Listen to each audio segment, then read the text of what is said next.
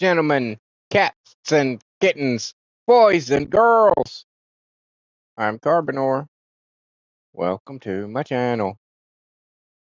Hope all is warm and well in your world today. Things are okay here.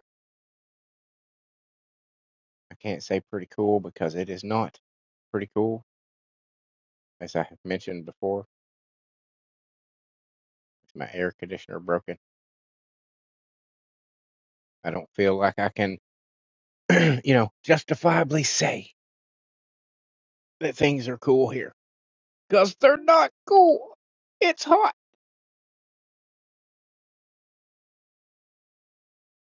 Stop being stupid.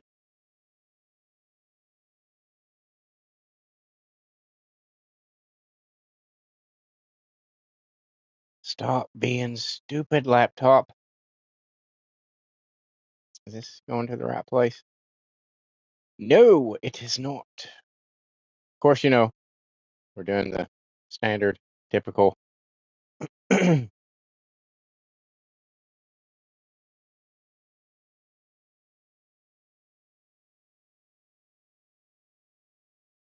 Thumbnail stuff. I got a video processing in the editor. I got the Wicked Wednesday Night for tomorrow uploading to YouTube right now. The video, by the way, that I'm processing is the Neverness to Everness. So that will be out within along those lines. What have I done? Nothing. Okay. Okay.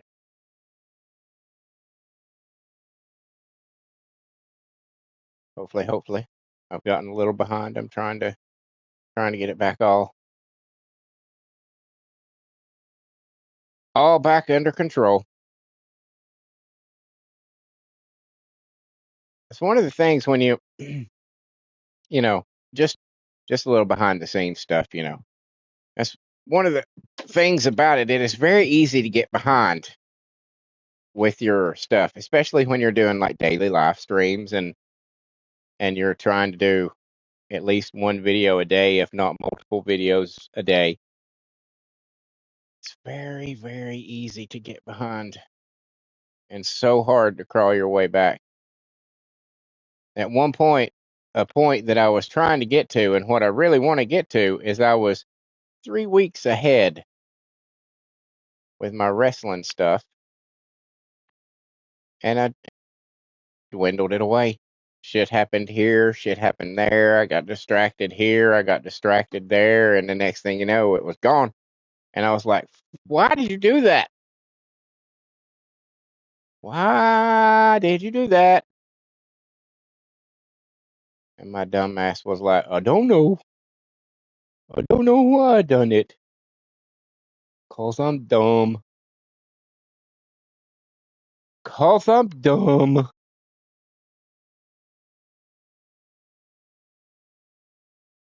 Okay. Almost got the picture, the actual thumbnail. Where'd it go?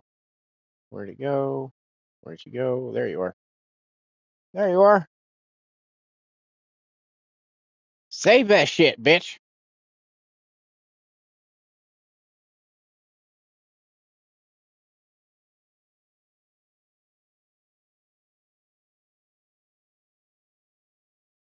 Come on. You can do it.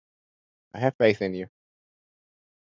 I believe in you. I believe in you, YouTube. There it goes. There it goes. All right. We're going to close that. We're going to go back over here. Do that. Come on. There you go. Hold that up so I have access to chat. Bam. We're good to go. Everything is operational. Everything is A-okay. I'm not going to do that. You can keep asking me to. 5.5 million gold and 550,000 fucking copper is just not enough to fuck with another goddamn app. It's just not. It's just not. It's just not. I wish. Oh, goddamn. Oh my Jesus Christ! Just too much shit. There's just too much shit. You can't just do one thing anymore. You have to do a million other motherfucking things to go along with it. That's some very shiny parts of your outfit. Ooh. I like that. That's pretty cool. Can't just have a game. No. It's got to be a multimedia fucking experience. And the same thing with movies and music and every fucking thing. It is... Just stop. Just stop. Just stop. Just stop. When the motherfucker comes to you and says, hey, I think we need to do this and you need to merchandise, just fucking fire them. Fire them. Literally pick them up by their fucking ass and throw them as hard as you can out a third floor fucking window. At least third floor. At least. Because you want some breakage happening.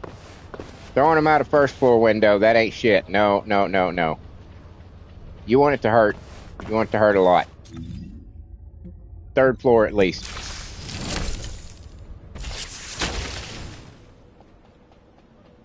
And then you turn around to the rest of the people in your little boardroom and you say, you see what I just did there? Anybody else opens their mouth about any other goddamn thing, any other kind of multimedia fucking goddamn excursion that we can perform on this, you get the same treatment. We make video games here, people. We don't make toys. We don't make collector cards. We don't need to put our goddamn name on fucking jerky or fucking a soft drink. We make video games. If our video game can't sell by word of mouth saying this is a good game, then we don't deserve success. If you have to staple your fucking goddamn logo all over everything in the goddamn world to get people to recognize, oh, that's the game, then you don't deserve success. In fact, you deserve failure of the worst and most extreme kind possible. The most extreme.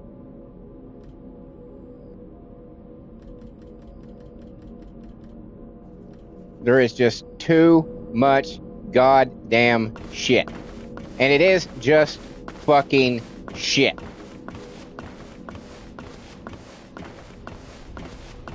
Just shit. I want to play your game. I don't give a fuck about your app. You understand? I don't give a fuck about your app. I don't want anything to do with your goddamn stupid fucking app. Now, you want to give me a free character for using your fucking app? You want to give me a slot that allows me to unlock any character anywhere down the goddamn line? Then, okay, maybe I'll consider it. But you're going to give me 5.5 million gold and 450,000 fucking copper and think that's something? You think that's worth my fucking trouble? It is not. It is not. Go fuck yourself, Nexon. Go fuck yourself.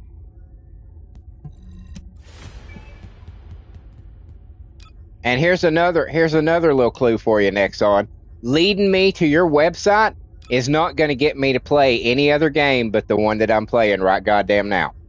It's not. It is a waste of your fucking time. And all it does is annoy people. Stop it.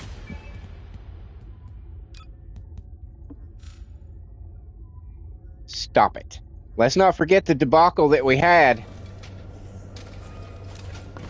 last year. Remember the debacle that we had last year? I remember.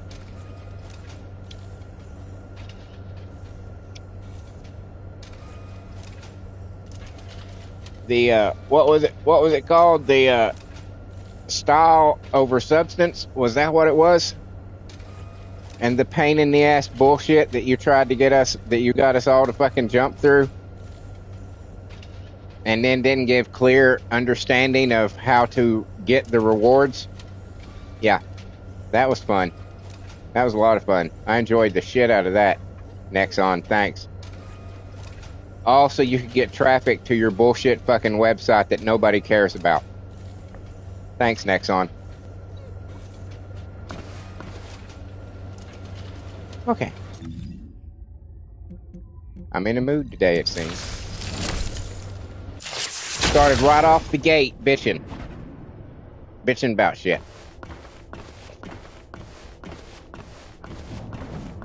Right out the gate.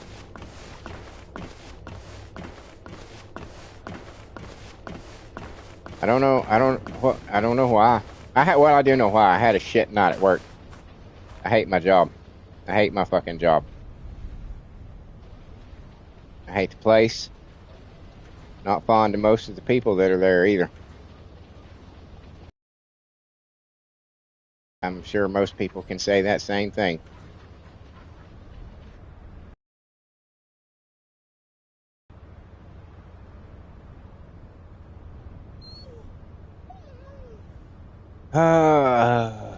Shit, not at work. Hate my job. It's a suck-ass job.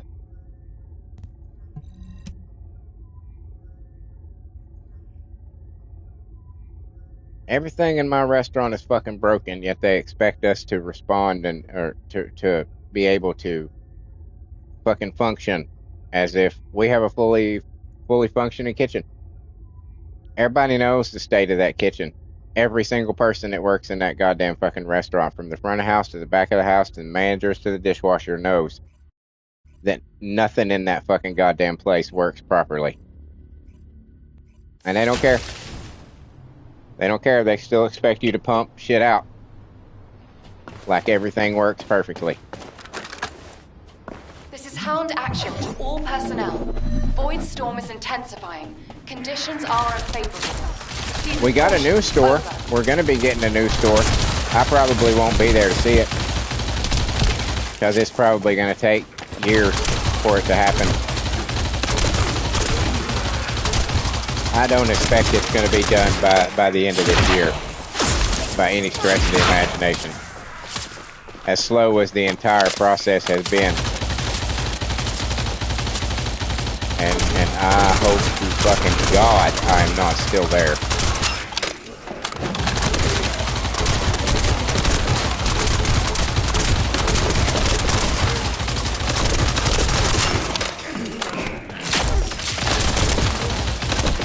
My goal is to do everything in my power to get the fuck out of there before it happens.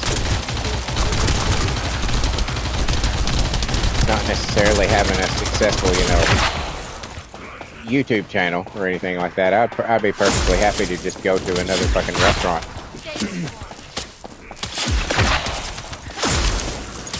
One that might be, like, I don't know, a little more focused on this decade.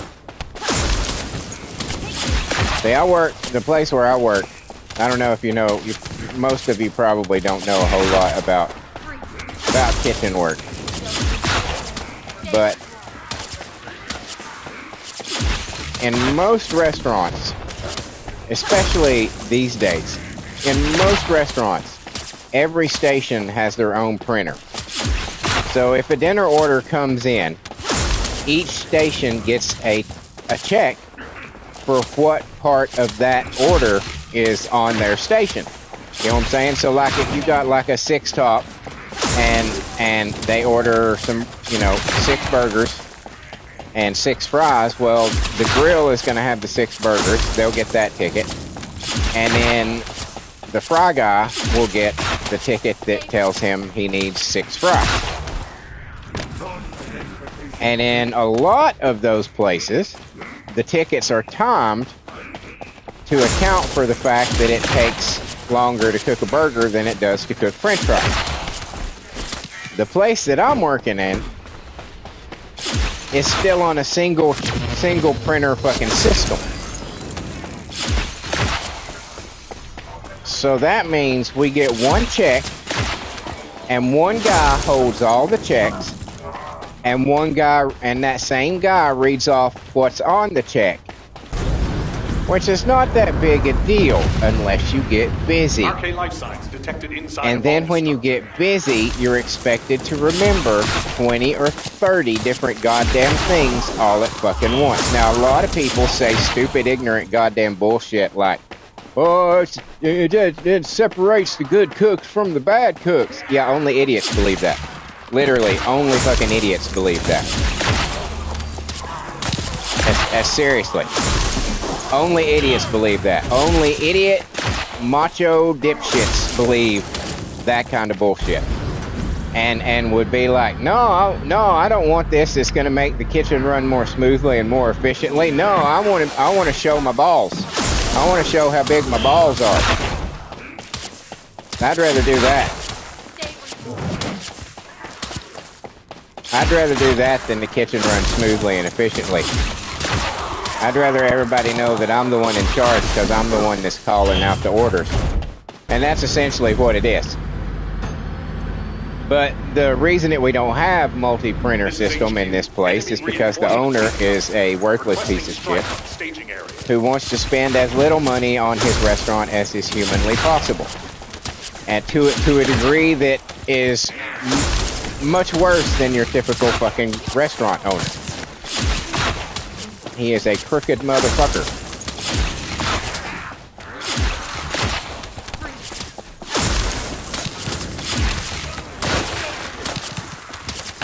So, we have an archaic fucking printer system that people have gotten so used to fucking using that they don't understand that there is a more efficient and easier way to do it. You know what it would do? It would cut down on ticket times. Like you don't know. For one thing, because no human being can remember 20 or 30 goddamn different fucking items in their brain, especially not when there's fucking, when there's like, oh, this one wants extra this, and this one wants none of this, and this one wants this replacing that. You know what I'm saying? You can't. You cannot remember that much shit, especially not when you're in the middle of a goddamn rush and you are just acting on fucking adrenaline. Because that's what happens, because you move so fast during the dinner rush that you do not have time to think. You don't have time to think about shit. You should just be fucking responding. And if you have your own checks, you never have to think, now what was that one? And is this going with that? Or is this to go? I can't remember. And then made to feel like an idiot by the guy calling out the tickets because you can't remember all the 30 things that he called out in the space of about 5 minutes for you to fucking do. Whereas if you had your own check, you could just be like, now where was that? Oh, there it is. And that's what I need. Awesome. And you can have it done in about 30 seconds. Instead, you have to deal with this fucking bullshit.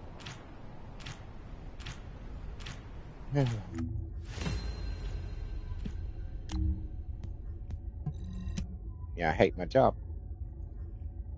I hate my job. And part of it also is to be a good leader of a kitchen, you have to understand that sometimes when your kitchen is about to go down, the last thing that you do is call off another fucking 20 checks. But they don't understand that at the place where I'm currently working. They don't understand that. They think if a check comes off the printer, you have to call it out. Nope, that's not the way that works at all. If you're the dude that's calling out the checks, and your front of house is absolutely refusing to do anything about the controlling the door in any way, shape, or form, then you have no choice but, as the person in charge of the kitchen, to slow down the pace. It falls on you. You do not have to read out every check that comes off the printer just because a check came off the printer. Not at all.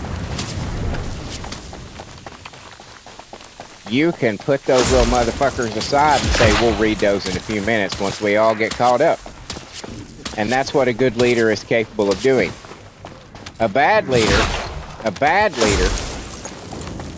just rambles off shit in a monotone, rapid fucking auctioneer kind of fucking style, and then yells at you when you get behind because you can't remember the 20 or 30 fucking things that he just fucking called you off. So, yeah, I had a shit knot.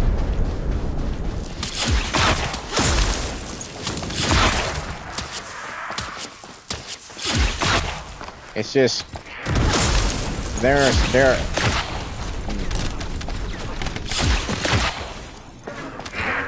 So when we get the new building, we don't know if we're getting a multiple printer system.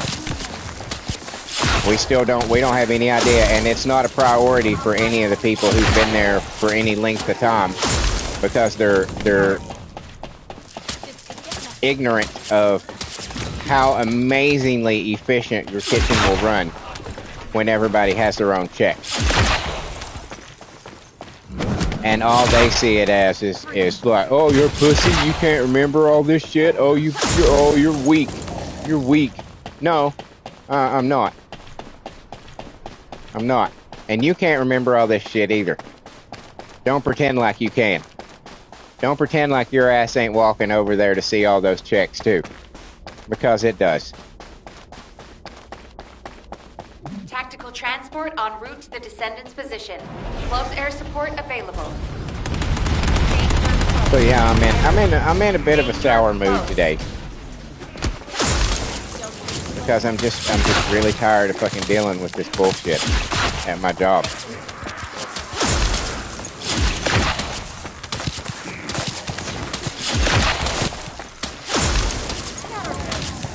It'd be one thing if people fell behind with equipment that was pristine and perfect and worked when you turned it on. See, I'm working the saute station because I wanted to learn how to do more in the kitchen, and I had to threaten to quit, and then a year later threatened to quit again before they finally got the point that I wanted to learn to do something else. And mainly it was because I didn't want to work with the guy that they had shackled me to every goddamn fucking Friday and Saturday night, the busiest nights of the fucking week. And I was with this literal retard. And so I threatened to quit because I didn't want to work with him anymore. And then a year later, I had to threaten to quit again before something finally fucking got done, before I finally got moved. And they moved me to saute, and I never worked saute before. And now I kind of understand why. Again, working the station that is actually, operable, that actually functions, that's one thing. But when half of your fucking eyes don't light up, the gas doesn't connect, and they're just useless. They're just places to put shit because they don't work. And the ones that do work don't have pilot lights, and you have to fucking use a aerosol spray to ignite them from one of the other eyes, 3 fucking eyes down. It's ridiculous, and they know this. They know this is the condition that kitchen is in. They know that's the condition that station is in, and they still expect you to be able to pump out fucking 8, 9, 10 fucking goddamn things at a time. And you can't. You can't. I've done this shit prior to working at this fucking place. I for almost 23 fucking years. By all accounts and all merits, according to every manager I've ever had in other places, I'm one of the best cooks they'd ever seen.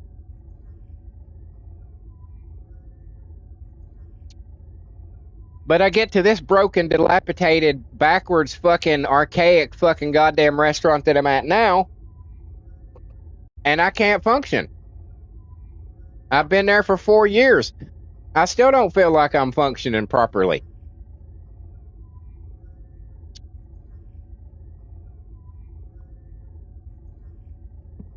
Because it's a broken fucking restaurant. It is a broken fucking restaurant that nobody did anything about in all the time that it was breaking to keep it from breaking. Nope. They just let it go. They just let it go.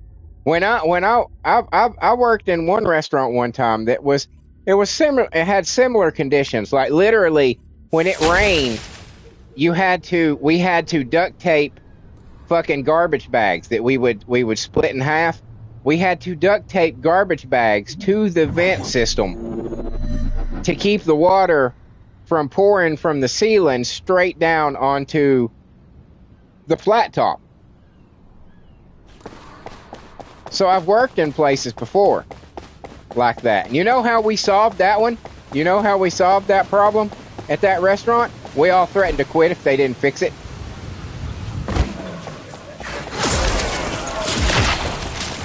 That's how. We said, look, we're not doing this anymore. You will fix this goddamn shit or we're gone. And the general manager we had at the time, we had, like, I think it was 2 different meetings with that motherfucker. And he was like, look, I'm not going to fix it. Y'all just going to get used to it. And we continued to raise a stink. We eventually, said, this is the ultimatum. This shit's got to get fixed. That's all there is to it. And they fired him as the regional manager and got somebody else in. And guess what they did their first day? They ordered our shit to get fixed. And the reason that a lot of these fucking piece of shit, fucking worthless ass, goddamn crooked, sketchy, goddamn criminal fucking restaurant owners don't want to fix anything, they just want to build a restaurant and they want to run it into the fucking ground. That's literally what they want to do with it. They want to make as much money as they can until it just is not capable of doing anything else. Until it just absolutely falls apart out of neglect and just complete disregard. That's what they want to do.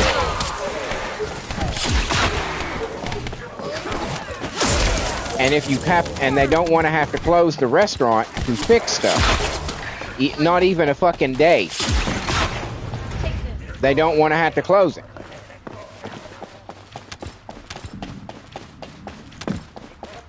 Let me tell you a little something about working in a restaurant. If you work in a restaurant, you will think twice about most every other fucking restaurant that you ever consider going to. Like, there are places that I have worked before that I will not eat at because I know what they allow. I know what they allow with their food. Like Applebee's, if you go to Applebee's and order a steak, I'm going to tell you right now how your steak is cooked. Are you ready? What they do is they take that steak, they put it on the grill for about 10 seconds. Then they pick it up and they twist it a little bit so that you get that nice diamond mark on it. Then they do that on the other side. So you've had a total of less than a minute cook time right there. And then the rest of the cooking is done in the microwave. That's what you get from Applebee's. If you go to Applebee's, you are eating a microwaved steak. It may look like it was cooked on the grill. Let me assure you, it was not. It was not.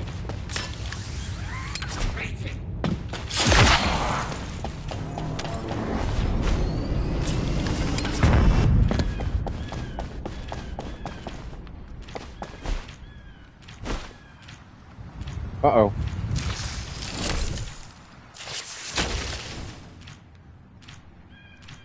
Oh, it's gonna start me back over here again. It's gonna give me another chance. Well, I got a hook this time, so we're all good.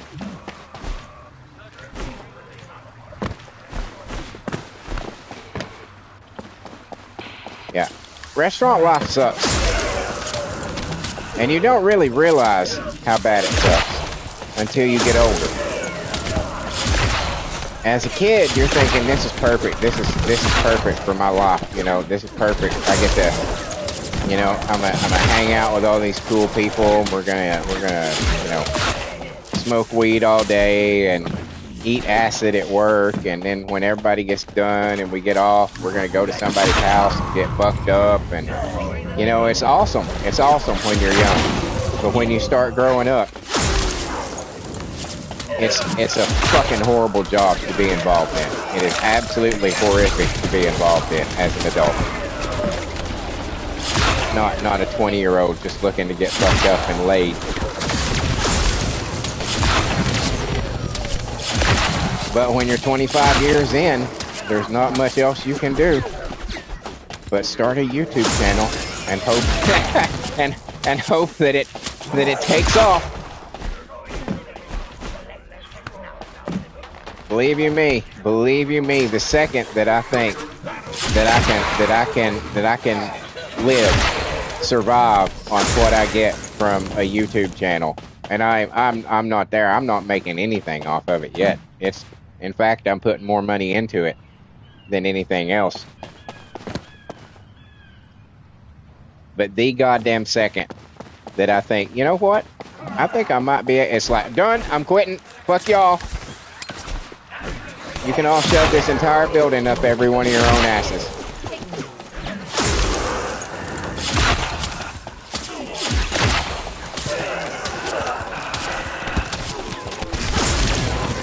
But, well now see, opinions vary about at what point you can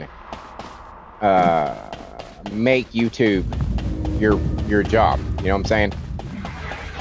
There are some people that say, but now this is what these people are based off of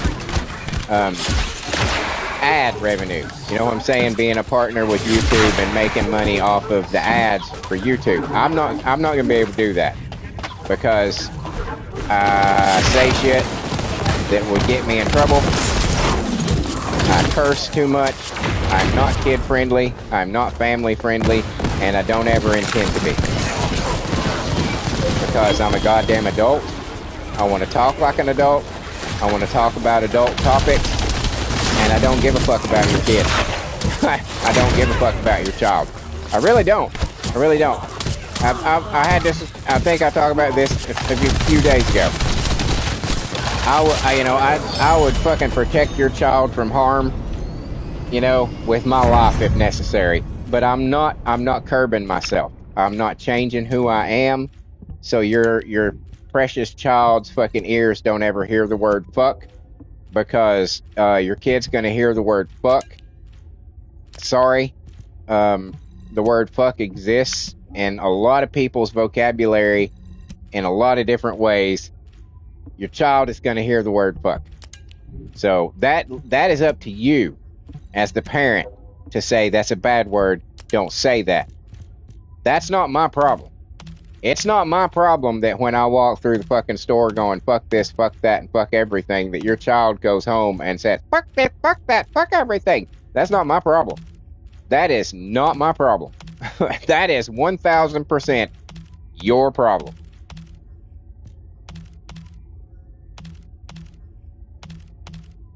And I don't care how much grief, how much embarrassment, how much fucking whatever else you have to endure because of that. Not my fucking problem.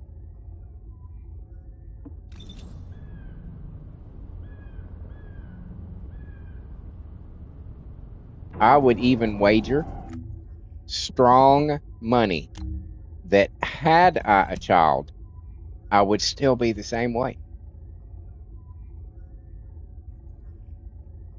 I would cuss like a sailor in front of them and then turn around and say, you can't say that.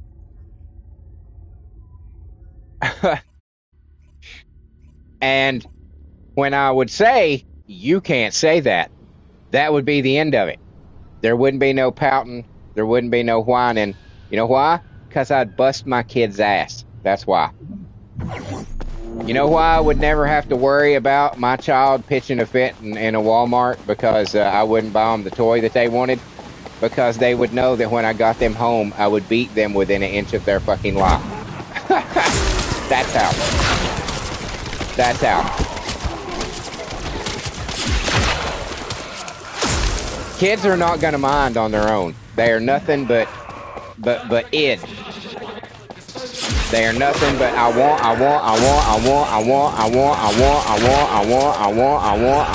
want. That's it. That's all the kid is. The only way that you can curb that is with intimidation or pain. That's it. That's it. You know all these kids that are on Ritalin? All these kids with ADHD? They don't really have that. What they need is someone to beat the shit out of them one good time when they do something fucking stupid or something ignorant or something they know they're not supposed to do. Beat their fucking ass until it is goddamn red. One good time. They don't do that shit no more. That's all it takes. You can do all your fucking Dr. Spock and all your fucking, oh, well, actually therapists and actually child psychologists and actually all of those people are full of shit. Look at the world and the way it is today, and you tell me if we've been doing right by our kids by not whipping their asses. You tell me right now. If sparing the rod has been the right choice for society, you tell me.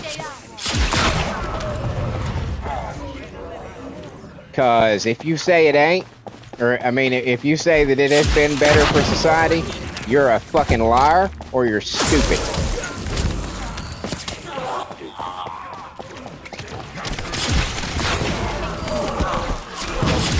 And I can literally list on one hand the amount of whippings that I got in my entire life. On one hand. And that's all it took. That's all it took. To be like, oh, okay, yep. I'm gonna obey my parents. I'm gonna do what they tell me to now. Because I don't like that. That didn't feel good. Emotionally, physically, mentally. So yeah, I guess I'm gonna do what my dad says now.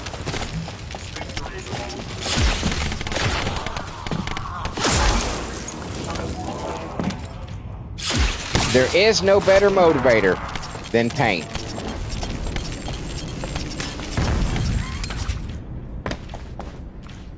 It works every time, even to people not in their right mind, even to people in the middle of a psychosis. Pain breaks right through. How do I know this? I worked 8 years in a mental institution. I've seen firsthand. People crazy as shit. People thought, you know, God knows what the fuck they thought was the reality inside their head. But pain every time.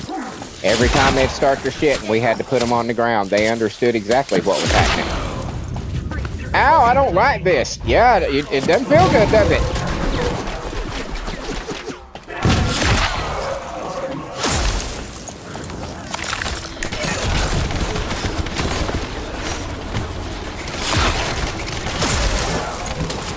I hate this little cramp-ass fucking room right here. I hate this fucking room.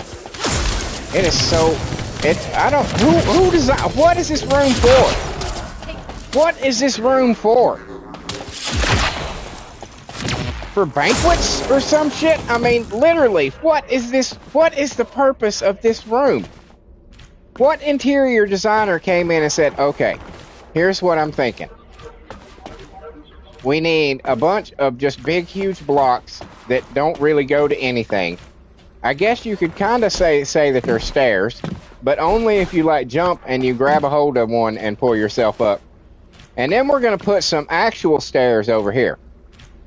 Not any that might come up this way and then like go that way. No.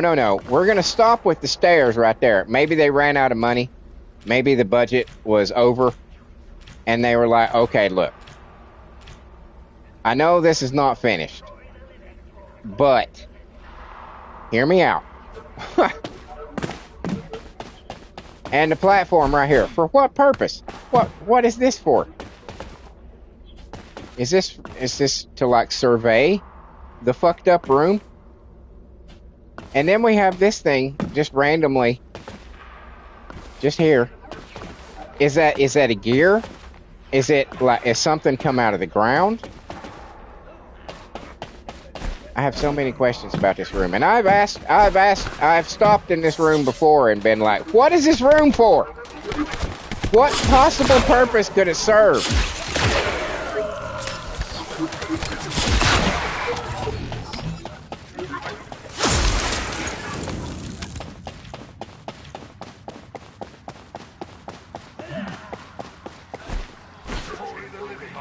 But yeah, and I'm not saying that I don't agree, and I'm not, and would never condone abusing a child. But whipping a child and abusing a child are two totally different fucking things. They are not the same. They are completely fucking different. You know what I'm saying? Smacking your kid in the face, that's abuse. Straight up, that's fucking abuse. Whipping your child's ass because they acted like a fucking idiot in a grocery store or a restaurant, that's not abuse. That's not abuse. Because here's the thing. Here's the thing. Somebody eventually in that child's life is gonna beat the shit out of them if you allow them to behave like that and become an adult. Somebody is going to beat the ever-loving shit out of them eventually. Isn't it better that it be their parent just kind of giving them a smack on the ass, a pretty stern, pretty hard, pretty forceful smack on the ass, than to have them end up in the fucking hospital because somebody beat them half to death? Because they were just an absolutely repulsive fucking child who grew into an absolutely repulsive fucking human adult. I don't know. Maybe it's just me. Because for one thing, your parent is not going to try to put you in the hospital. You might not be able to say the same thing about that dude who's going to stomp your ass into the ground. Because you acted like an ass. And you thought you could scream at him and he was just going to buckle like the parents did. And instead he decided to buckle your face with his fist. You know what I'm saying? But I don't know. I saw this firsthand with my nephew. My mom and when my sister had my nephew, right? I didn't need a whole lot of whippings as a child because I learned. Because I understood. Because for one thing, just right off the bat, I had this inner understanding of if it's a rule, there's a reason. You know what I'm saying? If somebody says don't do this, there's a reason they're telling you not to do this. If somebody says don't touch that, it's hot, then it's hot. So of course, don't touch that. You know what I'm saying? So I learned, okay, when somebody says, don't do this, you probably shouldn't do it. Follow the rules. And I learned this at a young age. I had an innate sense of it. So I only required those couple of whippings. And in all honesty, I still hold on to the fact that in a court of law, I would be justified in why I should not have gotten those whippings. Not saying that it's like, oh my God, my dad abused me, put him in jail. Not meaning that at all. I mean like pleading my case of, Your Honor, here's what happens. Here's what happened. Here's what I did. Does this justify getting whipped or not? That kind of a situation. But that's, but my nephew, in his early days, he was very stubborn. He was very, he just wouldn't listen. He just wouldn't listen to a fucking thing anybody fucking said. And I kept telling my mom and my sister, I was like, you better whip his ass. Because if you don't whip his ass, he's never going to learn that he shouldn't do things. Words don't fucking hurt. Raising your voice and screaming through your gritted teeth does not fucking hurt. They think that's hilarious. Kids think that is the funniest thing in the world, that they got you to lose your fucking shit. They think that is fucking hilarious.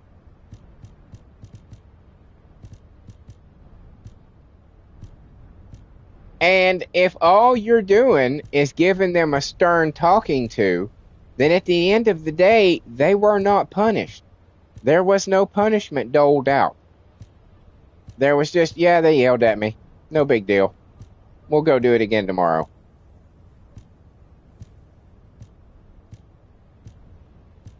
But if tomorrow their ass still hurts because you smacked it fucking red, guess what? They remember that. That stays firmly in their brain.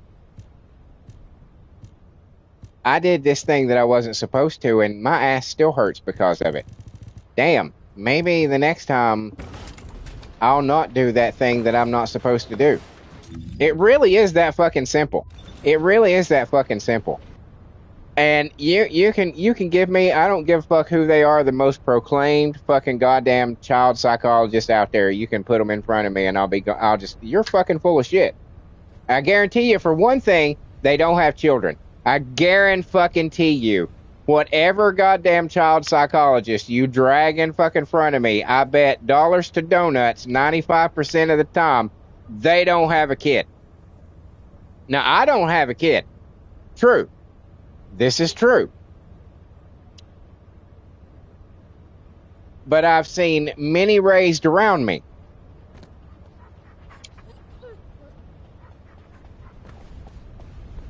And I have seen many a person in life who did not get whippings, who did not get beat for the shit that they did, and ended up being horrible human beings. I've seen precious few people who got their asses beat on a regular basis for the stupid shit that they did, who didn't grow up and realize, oh yeah, I was ridiculous as a child. I deserved every whipping I got. Now again, there are people out there who did get abused. And that's a totally different fucking thing from what I'm talking about. And if you can't understand the difference, then fuck you. Straight up. But you're not trying to understand the difference. But there is a difference.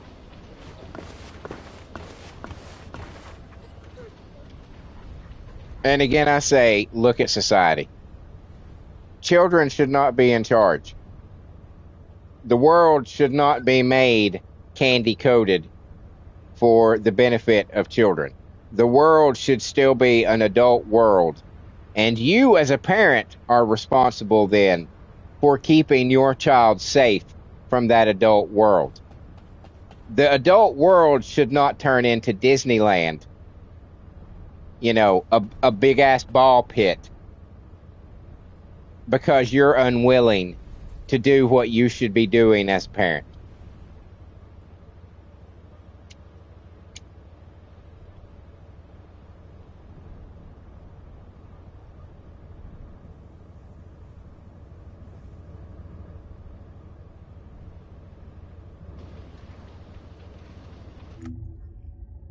That's all I'm saying.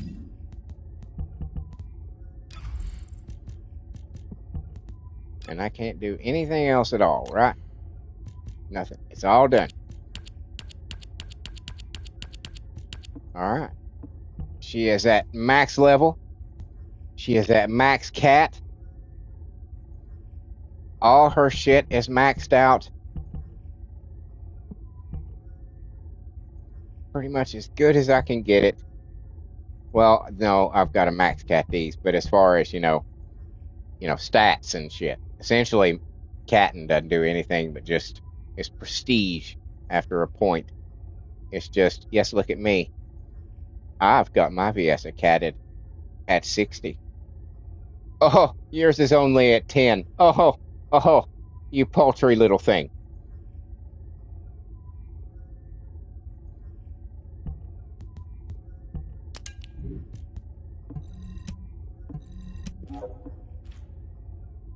Ah.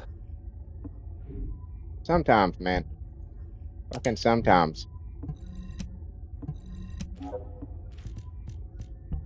Sometimes. But before before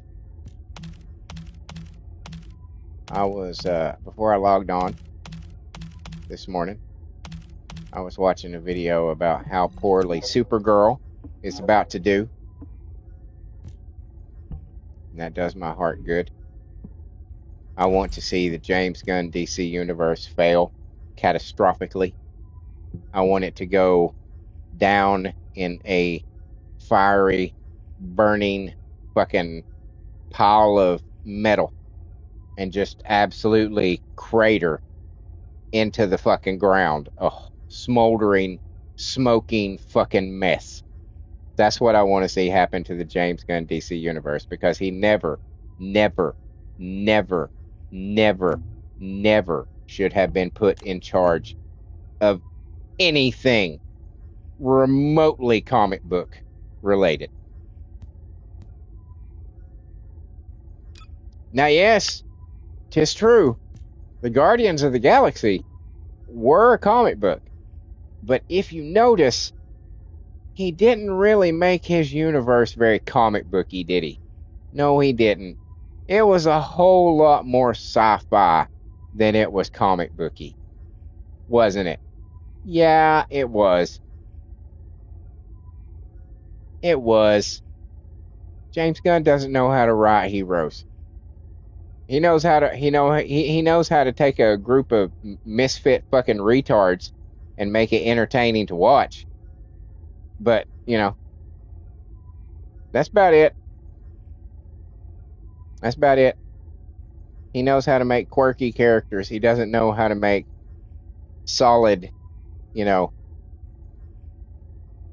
steadfast characters. He doesn't know how to make characters who sacrifice. He knows how to make losers who lie and cheat and steal and then at the right moment decide to be good.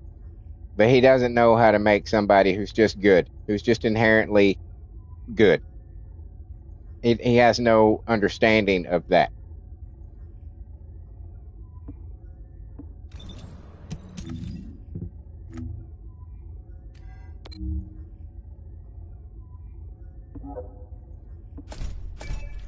And let's be honest, the success of Guardians of the Galaxy, it falls on one thing. Okay? We all know what that one thing is that caused the success of Guardians of the Galaxy. We all know what it is. Now, whether or not some of you want to admit that that is in fact the reason for the success of those movies, that's up to you. But we all know deep down that the reason that the Guardians of the Galaxy movies were successful is because of Chris Pratt. It's not because of James Gunn. It's because of Chris Pratt. Sorry, everybody. It's not because of Drax. It's not because of the amazing acting abilities of Dave Bautista. No, sorry. It's Chris Pratt. He carried all three of those movies. He did. He's why people went to those movies.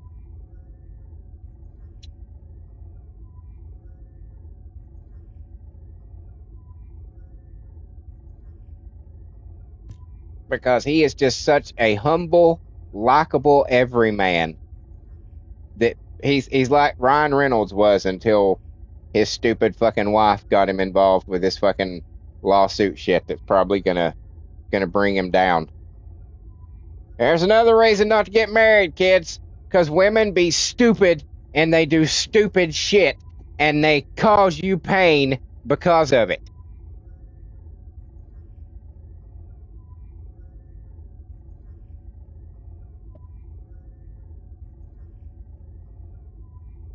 And you're gonna stand by me, right? Right? No, honey. Actually, I'm not. You stepped in this pile of horse shit. You can clean your own shoes. I went around it. You went straight through it. Like you was like that was just you knew what you were doing. So no, honey, I'm not gonna stand beside you. I'll support you in whatever choice that you make, but I'm gonna stay over here privately and keep my mouth shut, and you can take all that embarrassment. That's what Ryan Reynolds should have done, but that's not what he did. He decided to to help defend her and shit like that, and he's gonna get just drugged through it, and it's probably gonna fuck up his career for quite some time.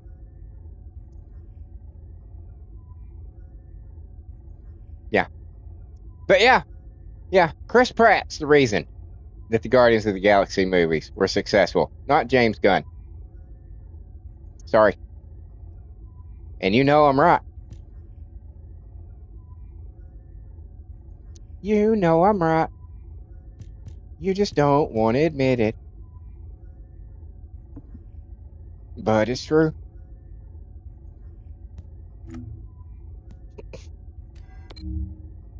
But it's true.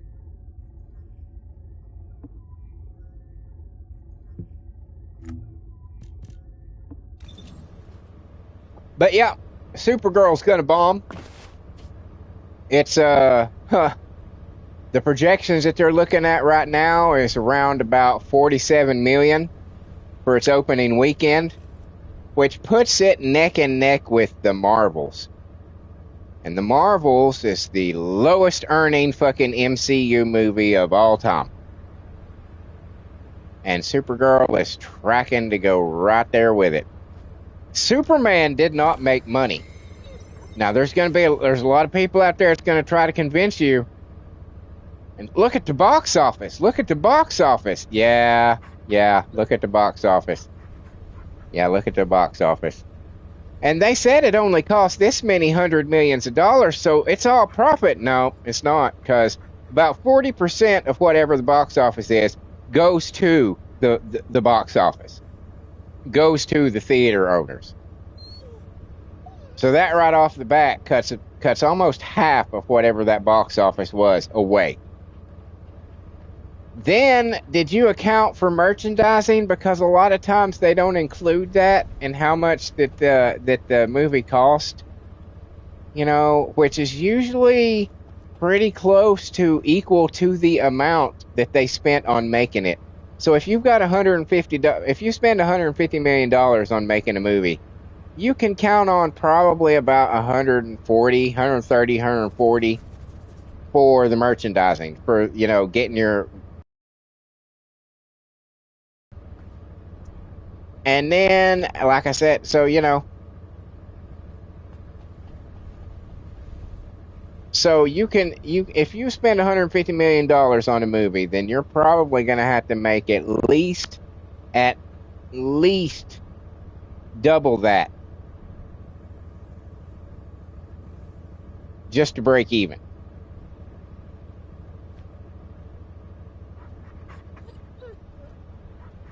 Just to break even. Supergirl is not going to do that. Superman didn't do that. Superman lost them money. Now you'll be like, well, that's not what they said. Of course, that's not what they said, because James Gunn wants to keep this shit going. He likes being in charge of all this shit, because then he gets to play with stuff that he has no business playing with. And he gets to make his versions of these characters that mostly just anger me. The Green Lantern show, excuse me, they're just calling it Lanterns, because Green Lantern, they say, is stupid. Yeah. Character's been around for, I don't know,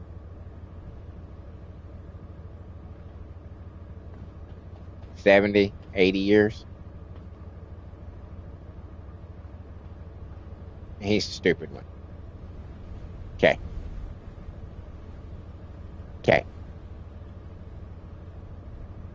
Whatever you say. because they're not making it like a superhero movie. They're literally intentionally trying to make it as not a superhero movie as they can. And it's like, then why? What the fuck? Why? Why? Fucking why? Oh, shit pisses me off so fucking bad.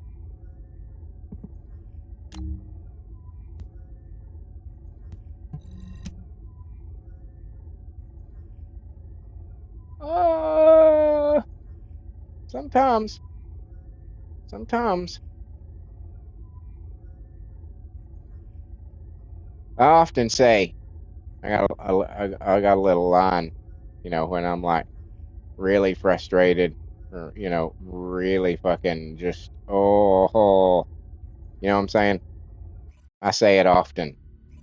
Have you ever wanted to punch somebody in the face until you started trying?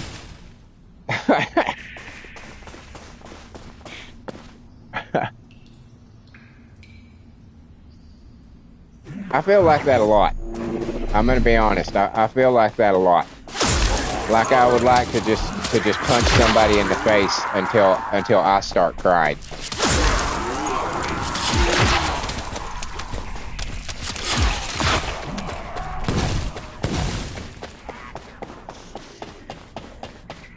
But I was raised right, and I don't do that. I anxiously await the day that someone will allow me to do that, though, and give me the justification and the reason to do something like that. Anxiously await that. But I'm not just going to go out and seek it out. Patiently wait and bide my time for the one poor motherfucker who comes along and gets, 51 years of rage unleashed on him all at once. Yeah, I can do that.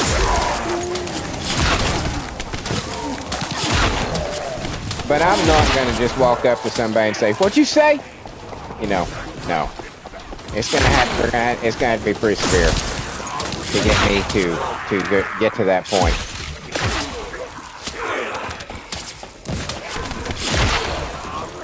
Mostly because I know what happens.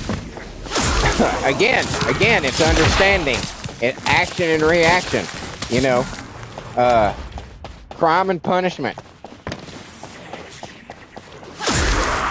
Even if you have a good reason for it, there's going to be all kinds of people involved and paperwork, and people are going to ask questions, and they're going to want to know why. And it's like, God damn it. Because he pissed me off. Isn't that enough? Is that not enough? He pissed me the fuck off. So I caved in his face with a hammer. I'm sorry. My bad. I know I shouldn't have done that, but God damn it. He wouldn't stop.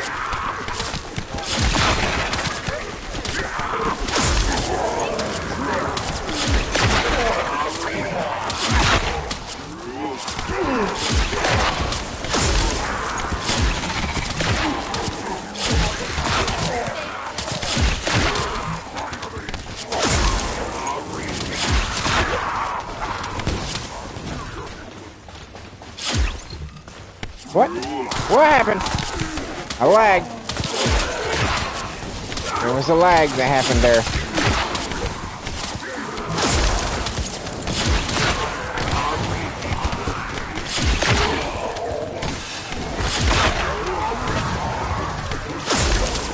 And you may hear, some people may hear me say things like that. And some people, probably think, oh, he's just being hyperbolic. You know what I'm saying? He's just exaggerating. He's not really like that. Okay, whatever. You just keep thinking that.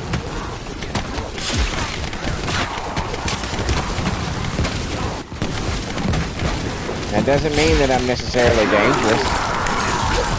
I mean, if you don't cross me, you got nothing to fucking worry about. If you don't ever do anything to piss me off or to make me mad, you ain't got shit to worry about. But if you make me your enemy, I'm sorry.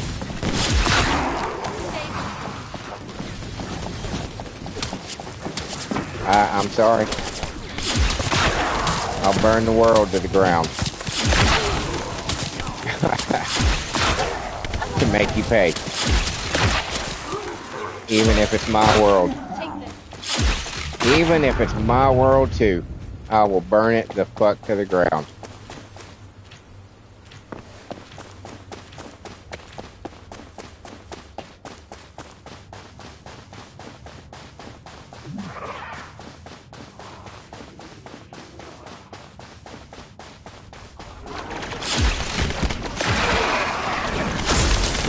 Like that Jim Carrey's first comedy special.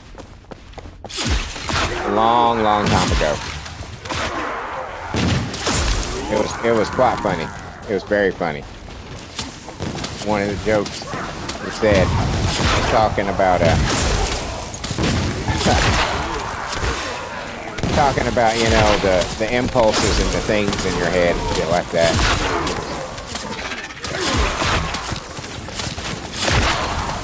Be like, well, I think he was talking about somebody cutting him off in traffic, and he was like, whoa, now I have to kill him, otherwise he won't learn nothing. It's a statement that I understand. I identify with that statement so much.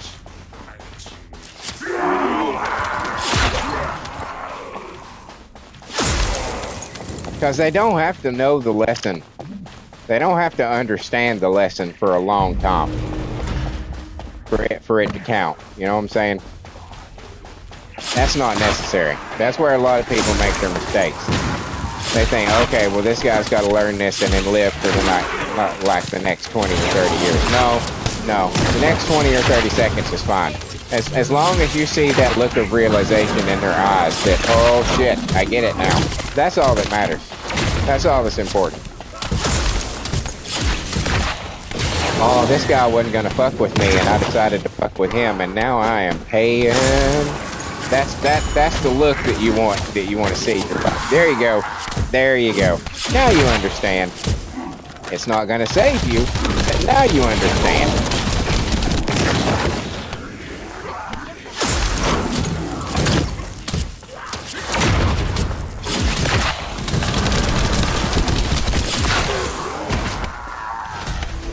Yeah, my anger she is on my shirt sleeve. Is that what they mean when they say you wear your heart on your sleeve? Does that just mean that you're a pussy, or does that mean that like every emotion you have is obvious because you can't disguise it, camouflage it? Is that what they mean? I wonder that sometimes.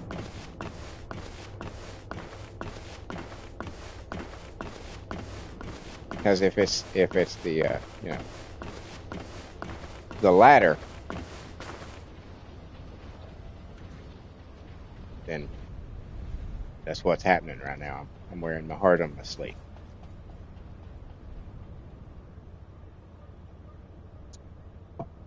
Because I'm goddamn angry. I had a bad day. I had a bad night at work.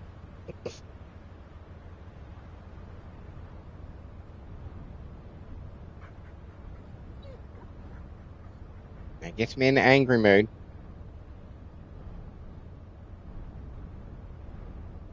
But yeah, back to Supergirl. It's gonna fail. It's gonna bomb. And that will be 2 losses for the DC universe. I don't expect that Clayface is gonna do any good at all in the theaters because nobody gives a fuck. You know, we're not even talking a fucking Joker movie. We're talking fucking Clayface. Okay? We're talking fucking Clayface. Nobody knows who the fuck Clayface is.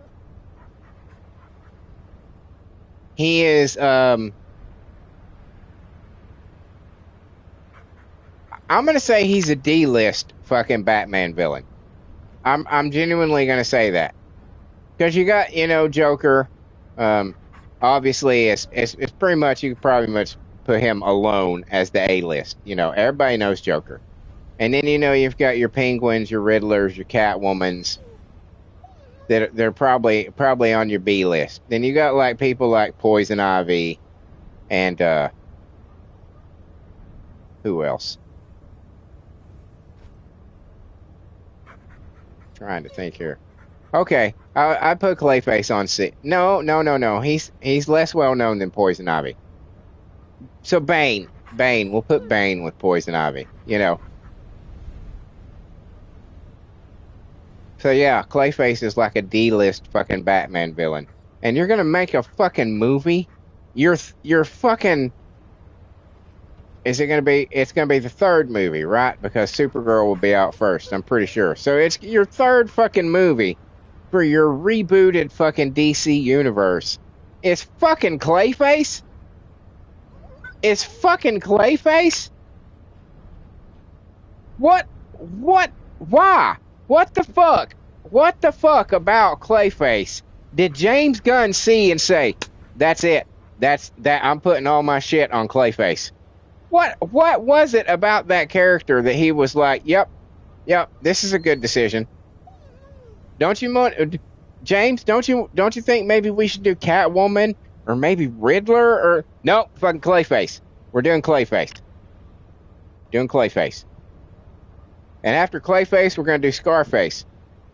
And a lot of you out there are like, the fucking Al Pacino movie? No. Scarface is a little fucking puppet of a gangster with a scar on his fucking face, that a ventriloquist who is fucking crazy. Well, is he crazy? Because there's over the years there's been some kind of alluding to in the stories that there might be something about the puppet, and that there might be some kind of metahuman paranormal kind of shit going on. But in most cases, it's a crazy ventriloquist with a little puppet that has a fucking stereotypical gangster Al Capone kind of voice and shit like that, who runs a crime ring. Yeah, not many people know him. Or Zaz. Zaz is probably like a Z-list fucking. But then again, a lot of this shit has been altered by the fact of shows like fucking Gotham and fucking Arrow and Flash and fucking all this other bullshit. So it's hard to know really exactly what characters people do know, because the nature of those shows is they're not going to pick characters that make sense, because they're working on budgets and they can't pick, well, we can't have this character because his power is this, and God, that would be like $2 million a fucking episode just to, so you understand why they have to do it, but sometimes they make some pretty stupid decisions. I didn't watch Arrow, I didn't watch Flash, and I didn't watch whatever that one of Tomorrow or whatever it was, and I didn't watch Batwoman. I didn't watch any of them because I knew they were going to be bullshit. I knew they were going to be shit. I knew they were going to be fucking CW fucking drama fucking shit that happened to have a couple of superheroes in it occasionally. And they would have a barely passable fight scene every once in a while. And maybe somebody would show up that could do some kind of fucking special trick power kind of thing. I knew exactly what it was going to be, and I was like, not interested. Not interested. Not interested.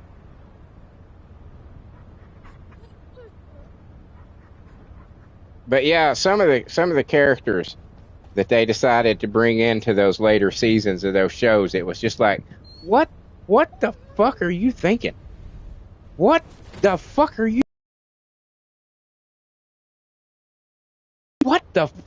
thinking?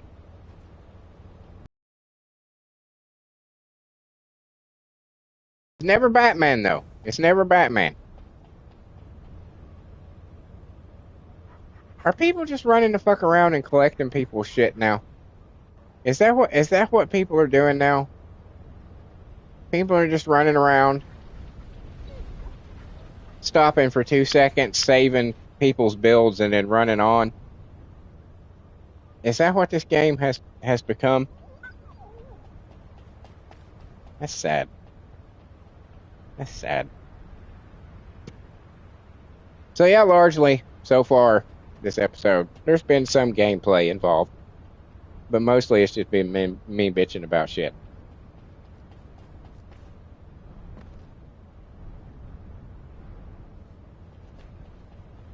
I don't like it! That's basically what I've been saying. Over and over and over and over and over and over and over and over again.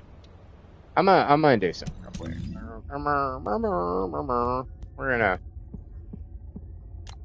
give y'all something a little better to look at while I'm ranting and raving. Because stockings make everything better.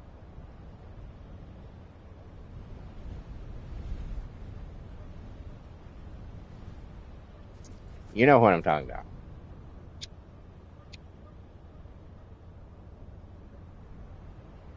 As one of the things I don't like about the stocking looks, I meant to do the camera, is that there's, well, you can't really see it because of the shadow. Hold on. It's the lines, the wrinkles. Devs. Take out the wrinkles.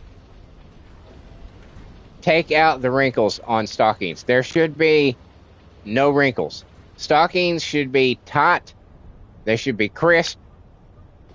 There should be a little bulge at the top because they are so tight that the skin, you know, kind of can't go in it. You know what I'm saying? That's the way stockings should be worn, especially by hotties. No wrinkles.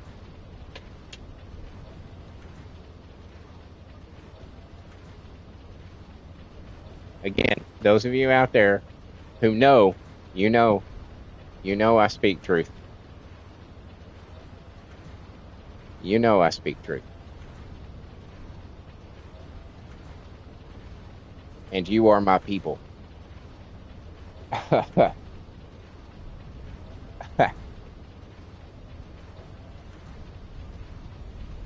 But yeah, I wasn't a fan. I did watch I watched Titans on what fucking network was that? Was it Stars? Was that what had Titans? Which was really, it was really just god awful. It was like even worse. It really was. It was just god awful. It's not his fault entirely. It happened. A lot of shows that had some potential really got kneecapped by COVID, because I think Titans had one season and then it got hit by COVID, and everything.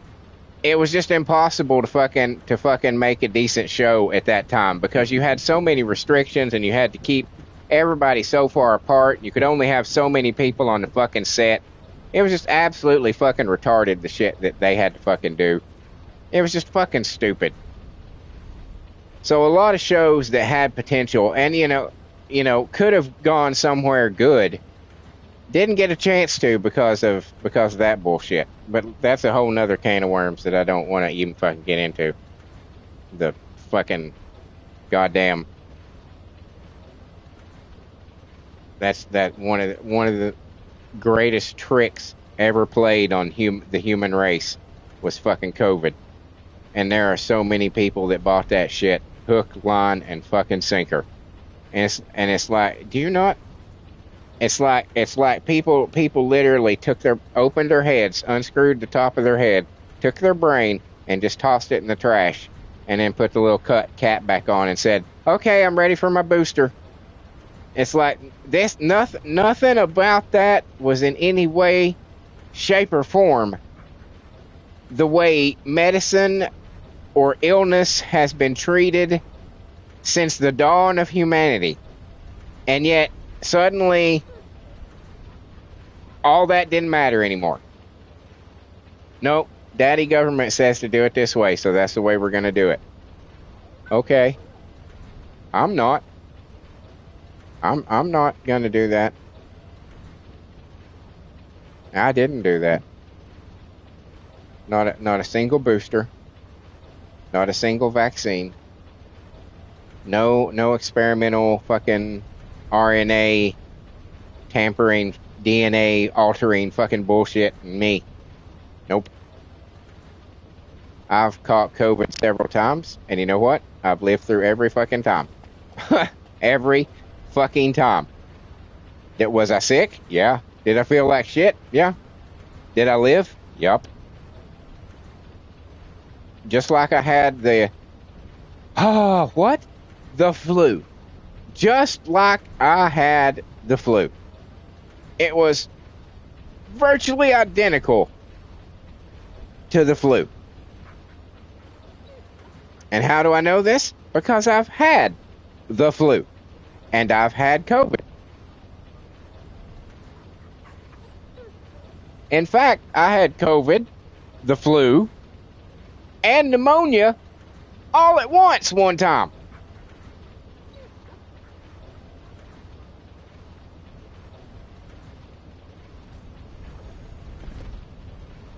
And I was still up and walking around. I felt like hammered hell. I'm not gonna say that I didn't feel absolutely like hammered hell, but I was still going to work with the flu, COVID, and pneumonia.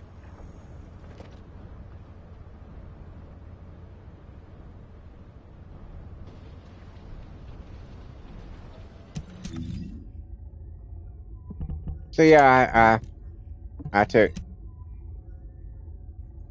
What am I talking about? I don't know, Harris. Good morning to you, by the way. I'm just ranting and raving about whatever topic happens to come to mind. I'm stream of conscious in it today. Stream of consciousness.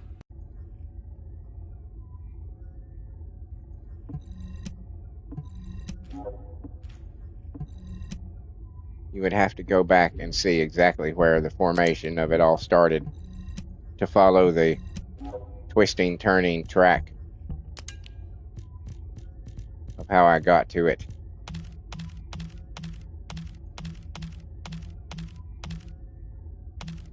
I had a bad night at work, so I'm a little ranty, a little angry.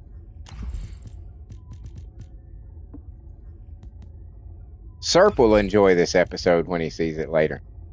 He likes it when I go off about shit.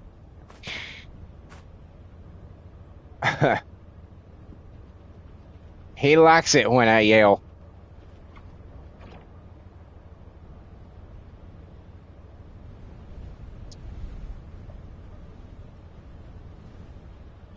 But I did, yeah, at one time. I had all three. I had all three. COVID, the flu, and pneumonia all at once. And I'm still here. I had to spend 2 days in the hospital. It was the most miserable 2 days that I've ever experienced in my entire life. I told them they were holding me prisoner, and they were like, "No, we're not. You can leave at any time." And I said, "Can I come back if I get sick again?" And they looked at me like, and I was like, "Yeah, then I'm being held prisoner." Yeah. Because they don't tell you that part. You know, you can AMA out of a hospital all you fucking want, but they won't let you come back. That's something that they don't tell you. They'll hold that shit against you. Because really all I needed in that whole... I just needed some super strong antibiotics, which they had not given me the previous time, like I think the 2 weeks before when I had come in to the emergency room. They didn't give me the good stuff, and they didn't give me long enough subscriptions for it, or prescriptions, not subscriptions, prescriptions for it. They gave me like 5 days and told me I could go back to work in 3, and I was thinking, like, I don't think that's enough. That doesn't feel like enough. You know, I wasn't wanting pain pills or anything like that. I just wanted antibiotics. But, you know, I come from a family of nurses, you know, lifelong nurses. So I've been around that field my entire fucking life. And I was like, that doesn't seem enough. And lo and behold, I was correct, because I ended up in the hospital for 2 days. And they gave me those more powerful antibiotics. And lo and behold, I got better. And I wouldn't have even been there for 2 days if it wasn't for the fact that the doctor had decided to treat me like, you know, he was House and I was the mystery of the week. Because he was like, I just don't understand why you would have passed out at work. And I was thinking to myself, motherfucker, I had the flu, COVID, and pneumonia all at fucking once. And I was working in a fucking kitchen. And a 350 fucking degree fucking kitchen. It does not take a rocket scientist to figure out why I might have passed out at work. Let's see. Getting overheated? Could that possibly be in there? I would say yes. I would say yes. So he ran every fucking test that he could fucking think of to run on me. He ran tests on me that the lab techs were like, we didn't even know what the fuck this was. We had to look it up. And I was like, Jesus fucking Christ. Jesus fucking Christ. And he told me that I had I've told this story before as well. This is just story day, apparently. But he told me that I had a 75% chance of having stage 3 lung cancer. So for about 3 years, after almost dying, having COVID, the flu, and pneumonia, I then had to spend the next 2 months, maybe close to 3 months, fucking dealing with the fact that I might have 6 months to live. Because I looked it up. I looked all that shit up, you know, to see what, like, the average lifespan was with it. And without treatment, it was about 6 months. With treatment, it was 3 to 6 years.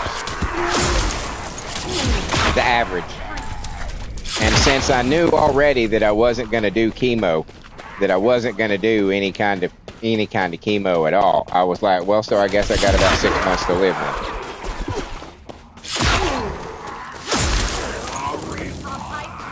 That was a fun year. That was a fun year. Fun year.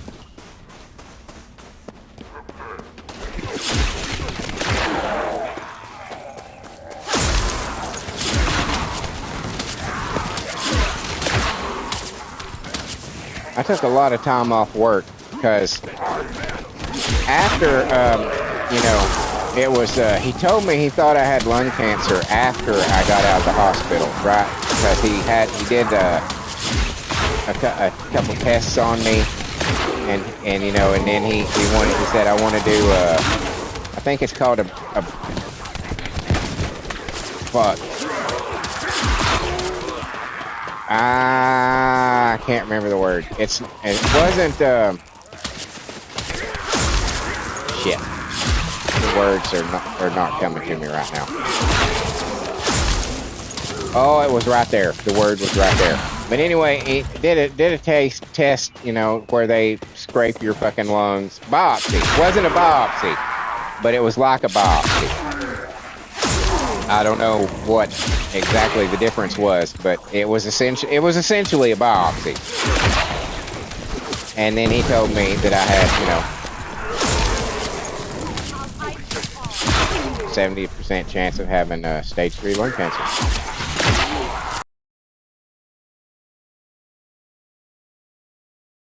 Go back to work, right? And I went to work the next day. In there on the line, and you know, it was just one of those situations where I could hear everything and everybody all around me all at once, and was listening to everybody, you know, going about their normal daily lives, and they were joking, and they were, you know, laughing and telling the same old stories that they've told a million times, and just carefree and not giving a shit, you know. And I just all of a sudden just fucking snapped, and I just started fucking bawling because I was like, holy fucking shit, I could be dead in 6 months. So I went and told my manager. I was like, I need to go home. Can I go home, please? I thought I could do this. I cannot do this. So I couldn't deal with it. All I could do for like 2 months until the results got back from that shit, right? Well, he told me I had it. Then he had to schedule the I can't remember the exact sequence of events at this point because it's been several years and I've largely tried to forget the whole experience. But there was about 2 months there where I didn't go to work because all I could think about was the fact that I could be dead. I could be dead by the end of this year. You know what I'm saying?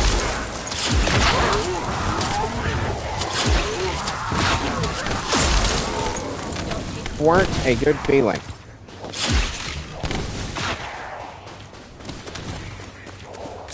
But it has reminded me, that whole experience, of why I hate doctors. And the fact that hospitals make you sick. And I have decided that I don't care now. I don't care. I don't want to know if I have cancer. I don't care. I'll just deal with whatever happens when it happens. I don't want to know that there's a possibility it might happen.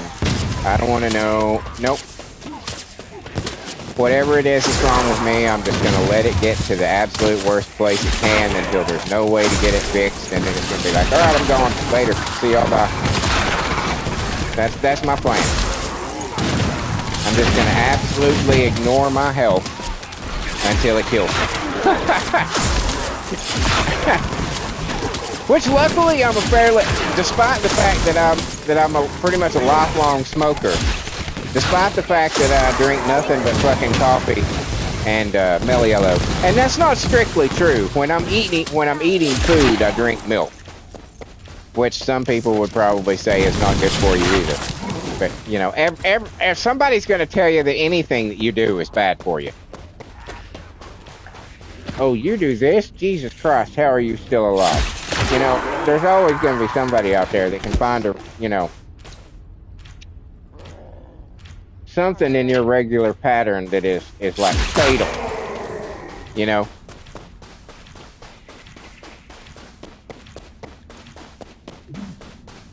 I don't want to do chemo because I have, you know, it's stupid. It's funny though. When all this was going down, my sister and my mom were far more concerned about it than I was. You know, I mean, it was bothering me, and I was trying my best to keep my mind off of it, you know. But my mom and my sister were both like fucking devastated. And anytime I brought it up, they would just start fucking bawling. So I just stopped, you know, I was like, you're not going to the doctor with me. You're not going to be there when they tell me what's happening. I'm not taking you. I'm not to any of these appointments. They did go with me when I had the not a biopsy, whatever it was that they called it. It was it was something bronchoscopy, maybe something like that. I don't know. It was, like I said, it was essentially the same thing as Bob's. But they were there for that simply because, you know, I was going to need somebody to take me home because I would have, you know, out of anesthesia. And obviously I wouldn't be able to drive. But yeah, I wouldn't let them come to any of the stuff because I was like, because this is going to be a decision. All of this is going to be my decision. My decision. It is not going to be influenced by you, by my sister, or by anybody else in the fucking world. Everything that happens from this point on is about me, not any of you. And I do not care if it hurts you that your son is going to die before you. I don't care. That's not my fucking problem.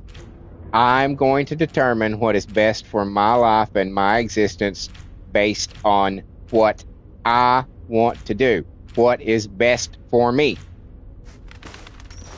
And that was, so that's, you know, that was it. And when I told my sister that I was like, well, I'm not doing chemo, she was like, because of your hair? I was like, yeah. Because I have long hair. I've had long hair my entire life. Long hair is as much a part of me as my fucking eye color. You know what I'm saying? It is, people are like, well, you just cut it, you just grow it back. No, you can't. You can't. You can, I mean, technically it'll grow back, but there will always, Harris says, Daddy, chill. Sorry.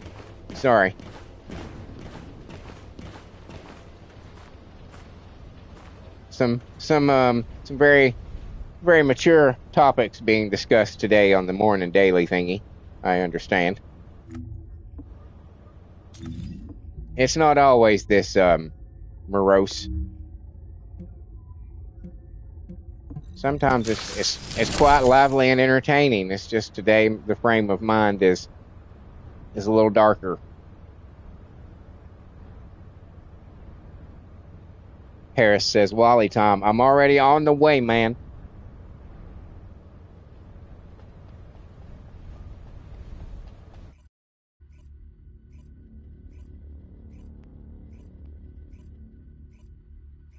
Material formation signal in the skies nearby. Huh. Two different versions of the same outfit. Mine is far superior. Far superior. No offense. No offense, White Angel. Mine's better.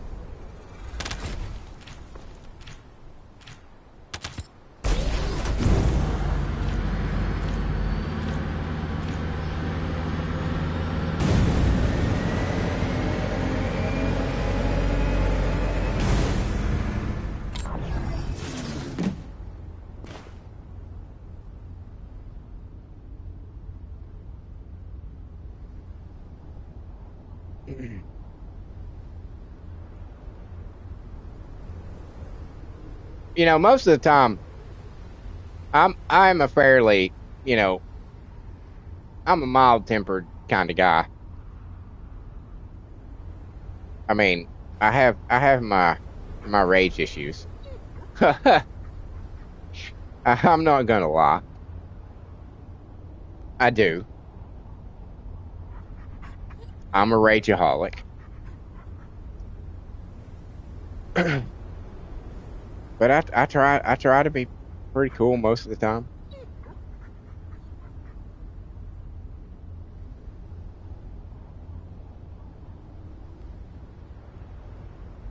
Sometimes though it just comes out.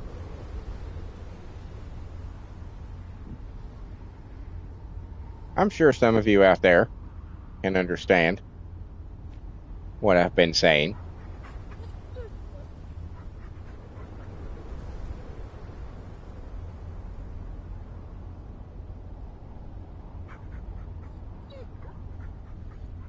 Or at least why I've been saying it.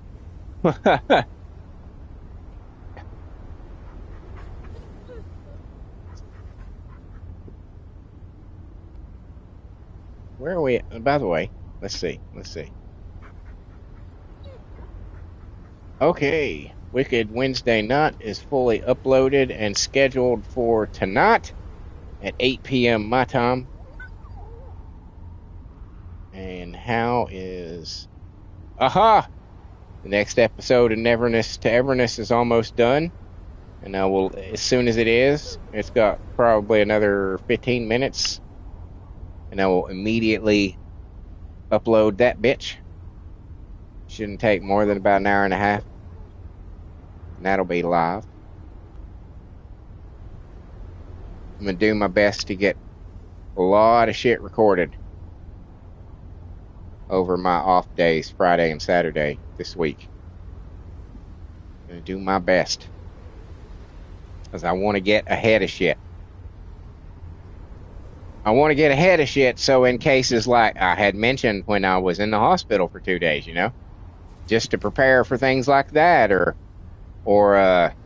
you know, if I get sick, and you know, because I mean, granted, picking up a controller and playing a video game is not the same thing as like going to an 8-hour job where you stand up all day.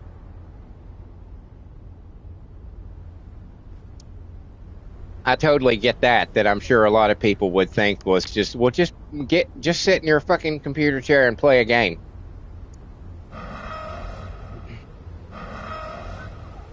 But, you know, it would be nice to not have to do that. Or in the case where, you know, last week where I lost my internet for a day because I forgot to pay it or wasn't able to pay it yet, I would have that shit covered, you know. I'll have shit fucking scheduled ahead of time. So that's what I'm trying to do. That's what I'm really striving to do, is to get caught up like that. It's just hard. It's hard when you have a real job.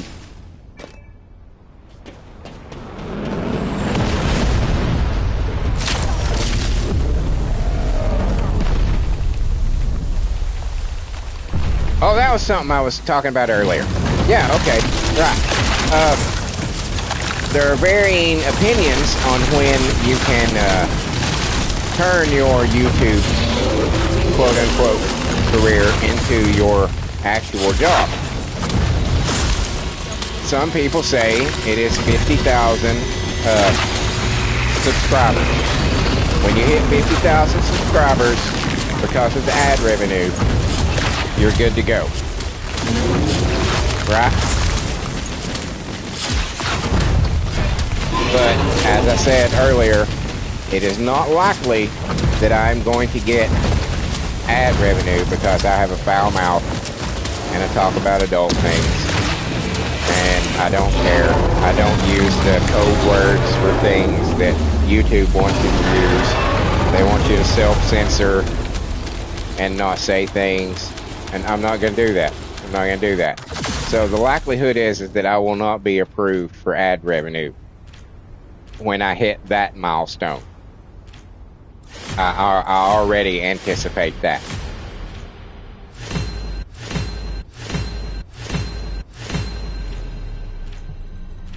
Already anticipate that. So my only hope to make this a job is to get, you know, enough subscribers and enough people that are willing to donate. That's pretty much the only thing I'll be able to do. You know, maybe join my Patreon or the memberships, you know, that'll be important too. But I won't set it high. I'm pretty sure you can set how much you want to charge for it. I won't set it high. Because I understand that you get more money if you have a lower price. That's such an amazing concept that fucking corporations don't understand that. They think that if nobody's buying a product, well, let's up the price. That's not going to do it. We're not making enough money, so we're going to up the price on everything. That's not how you do that. Lower the price by 50 cents on everything, and you'll make way more money. Way more money. Guarantee it. Because you'll sell more.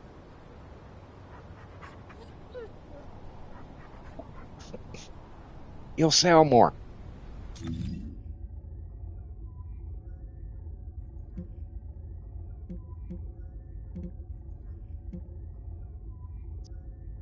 All right, we're going to go do this.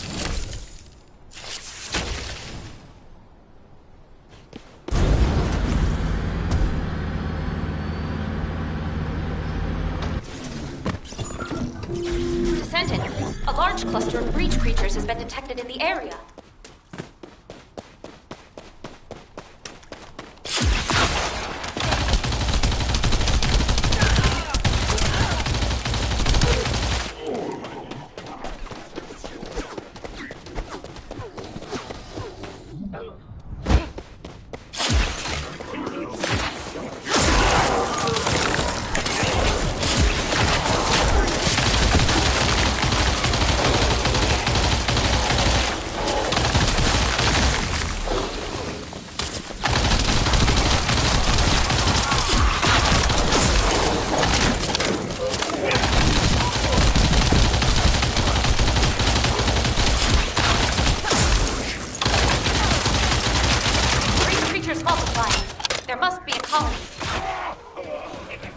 Probably there's a colony.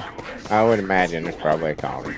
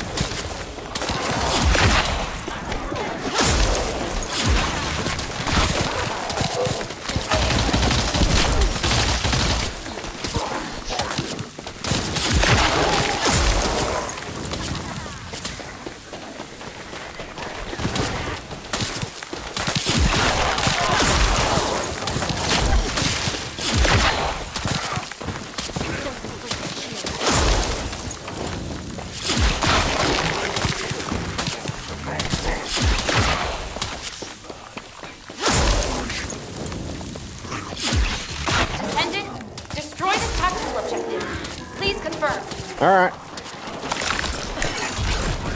I'm on it.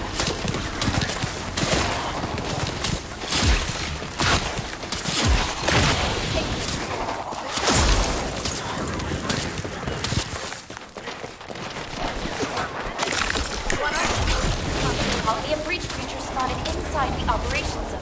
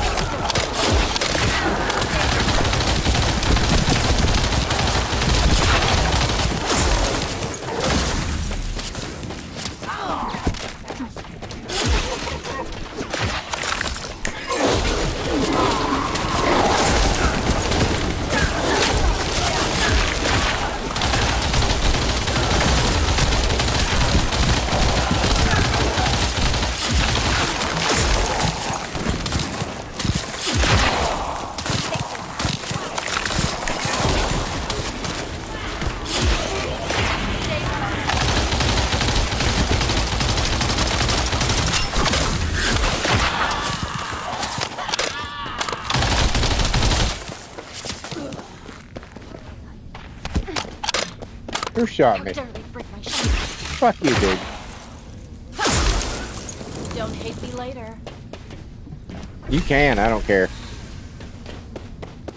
Descendant, Volga's comms traffic is increasing at your location. It looks like Legion of Breach troops have been deployed. Volga's special assault ship identified. Descendant, environmental data collection at the Axiom deposit has been completed. Please activate the stabilizer. I'm a little busy. Not now. I'm a little busy.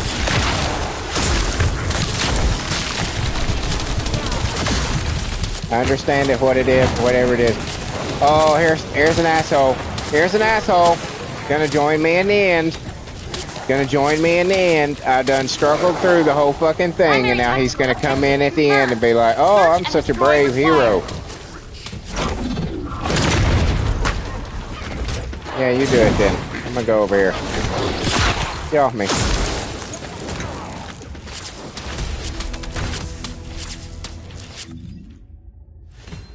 Fucking asshole.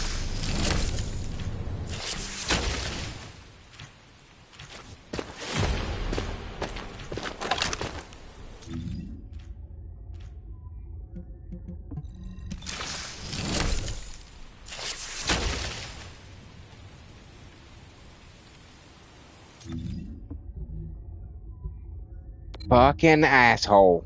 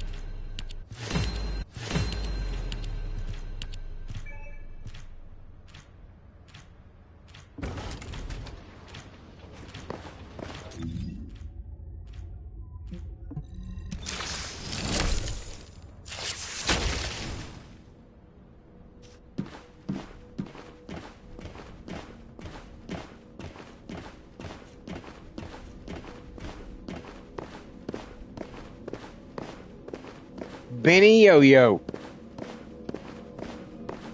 It's Benny Yo-Yo, yo.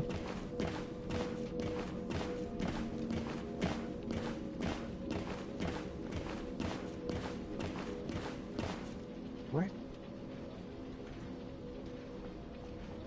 What?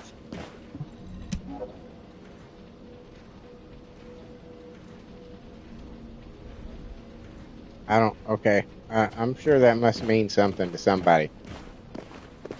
But I am not that person. Fix!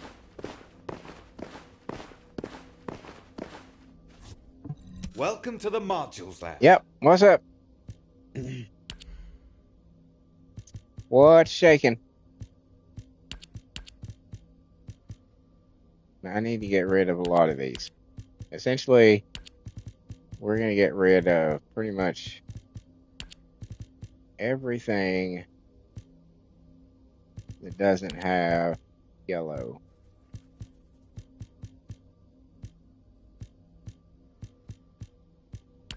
That means you.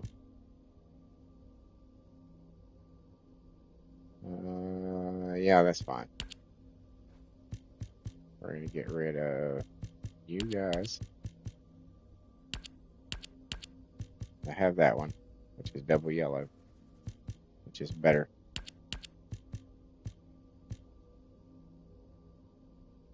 Storm Butt. Steel Vanguard.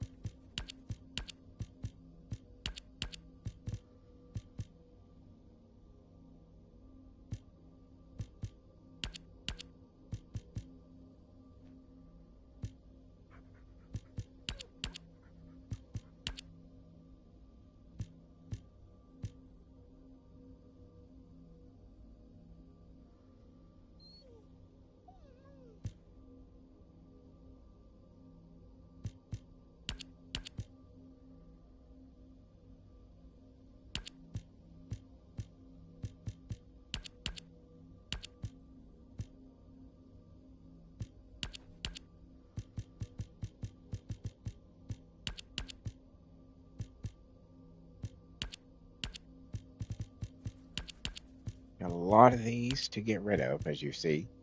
But I'm about to refill them right back up when I go to my lost and found. So I got to make room for new shit.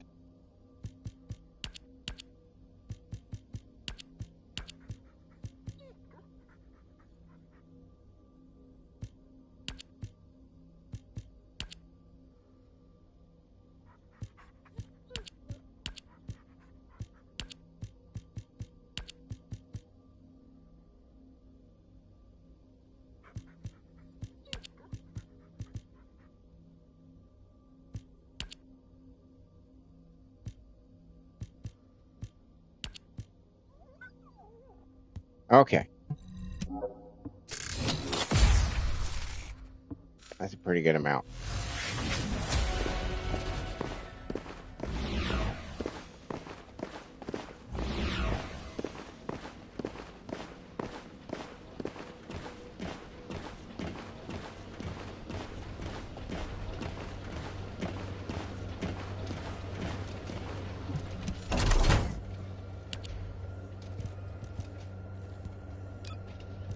Okay. What can we get here? Can I just get everything?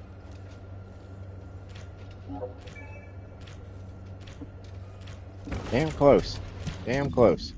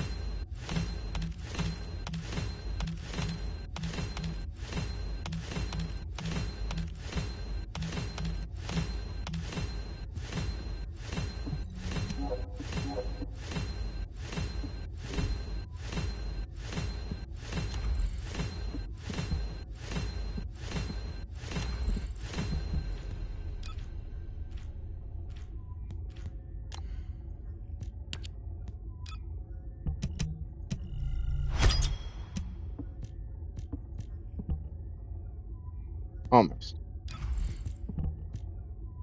Okay. Let me have a double yellow firearm cooling. Please? Please? Fuck you! Fuck you! Oh. Oh. 97.48. That's not better. No, 98.53. That's still the best one I got. Damn it! I was hoping. I was hoping.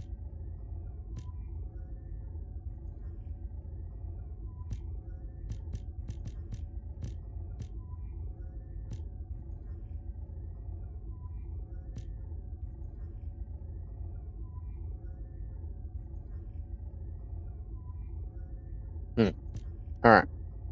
So we didn't get what we wanted out of all of that, unfortunately. Shape stabilizer combined modules.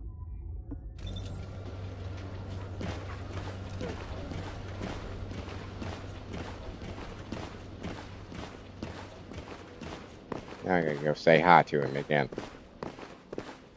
God damn it.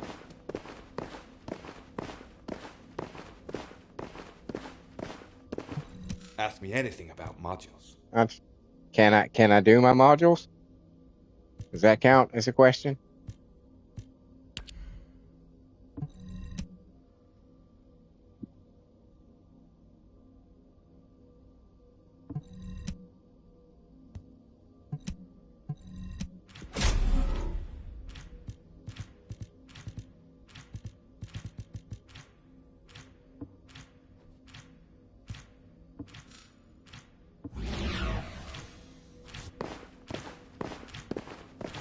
Now we need to do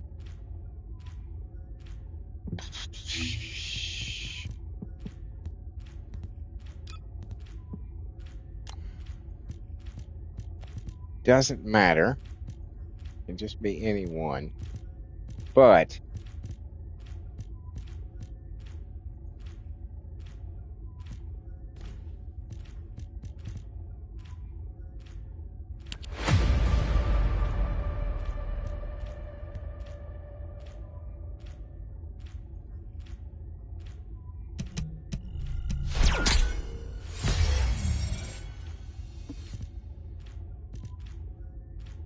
okay,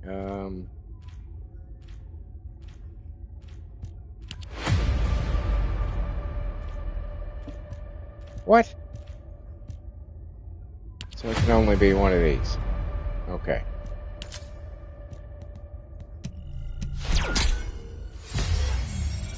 There.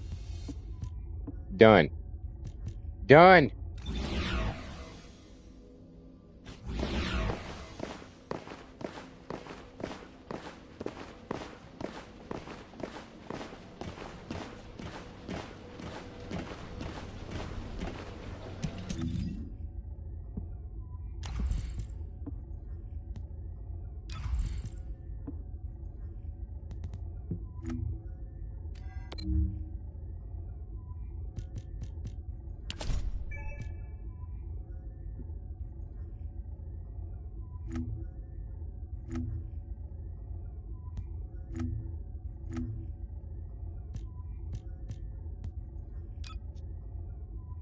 Oh yeah, we're knocking this shit out pretty quick.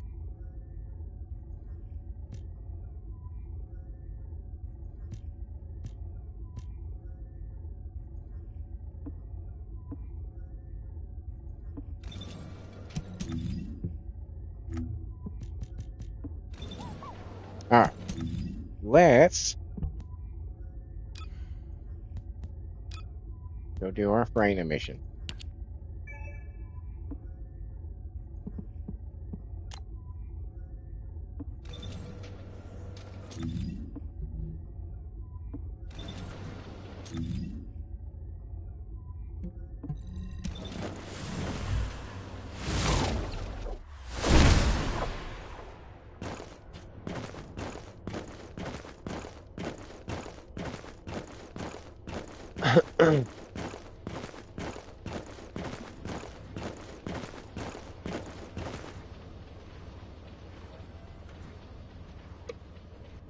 Oh, oh, so good.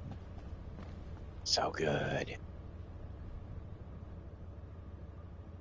Citrusy, fruity delight. Mellow yellow. Mellow yellow. It's so good. What is that? That's the Valby?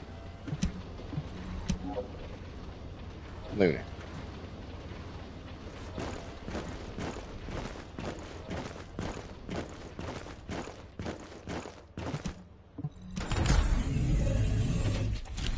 Nope. Normal. Because normal's more fun. Because I don't have to worry about them all having those stupid fucking bubbles all over them. They have some in this, but they can't resist the poison. And they can in the hard version.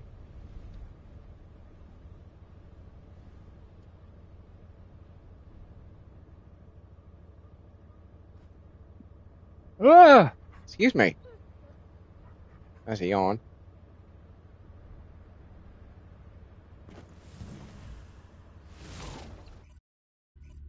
In case you're unfamiliar with what a yawn sounds like. It sounds not unlike the noise that I just made.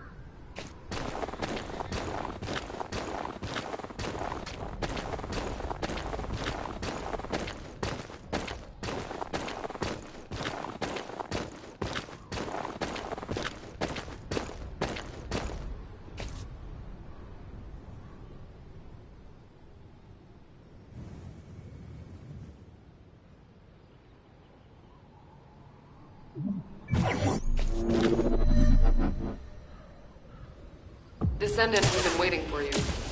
Our soldiers have suffered extensive casualties while holding off the enemy onslaught. These resources were seized from the enemy fortress. They must be transported safely to Albion.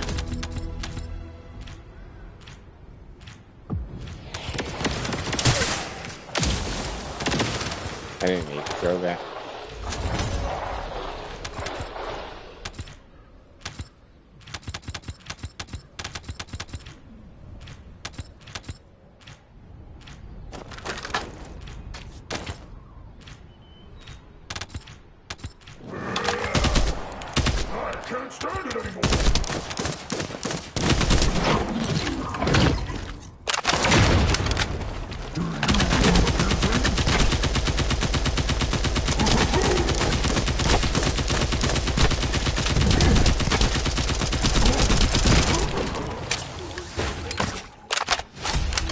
Oh, I fell.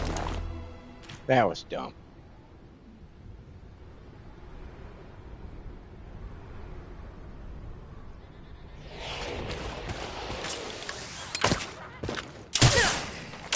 Melt away.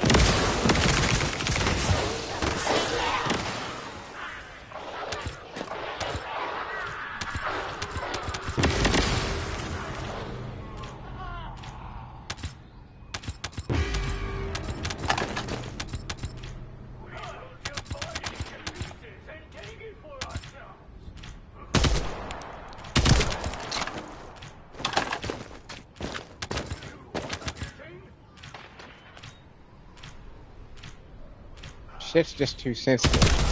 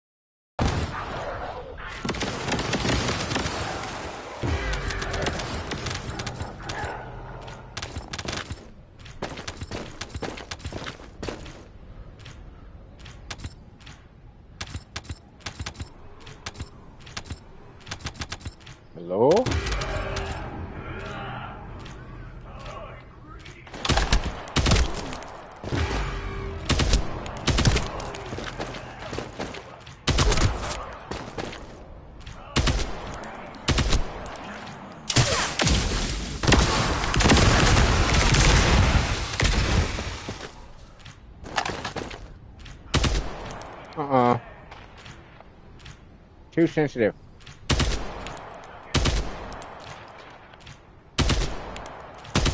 Fucking shit. That was right on his fucking head. Alright, I'm getting mad now. There. Right on his head.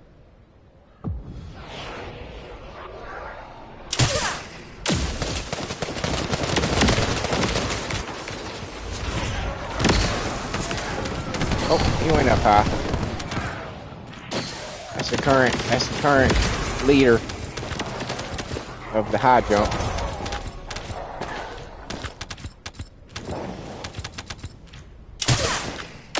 This is your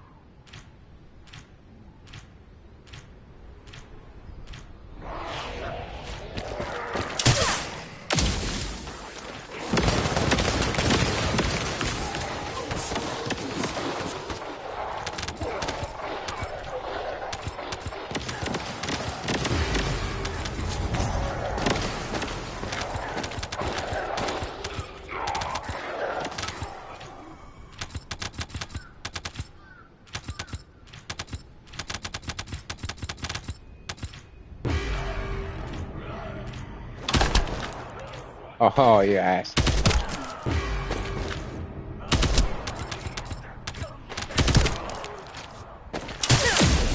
Sidestepping bullshit you guys are pulling.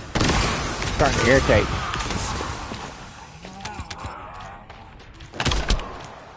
No. You stay right there. Forever.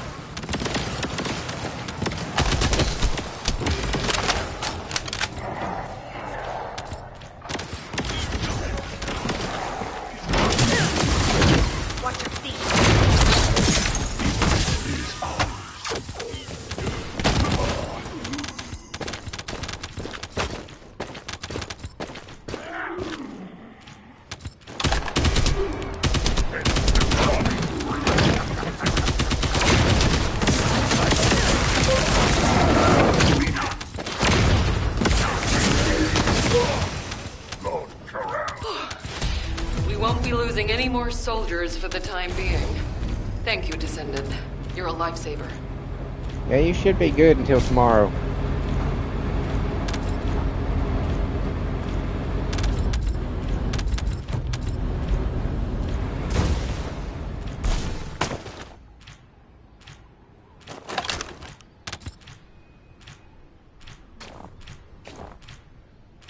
Good dog.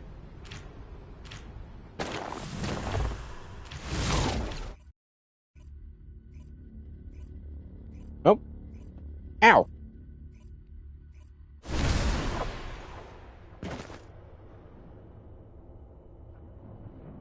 Had my volume turned down. I didn't even realize that the video had done processing. Was done processing.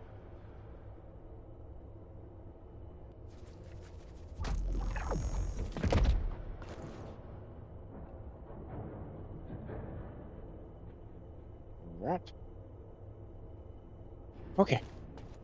Oh, shit. I gotta make a fucking thumbnail for it. Shit. Okay. I'll have to do that when I get done with the stream today. For the Neverness to Everness episode. Yoshimitsu.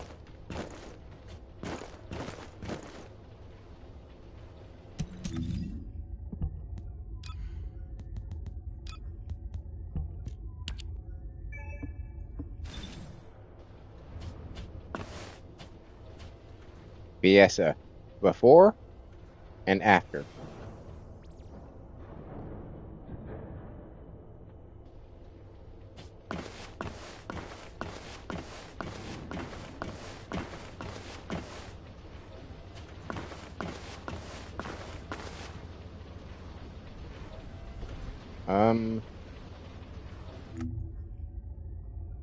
Lock on the left is a void vessel. Battle pass should be done now.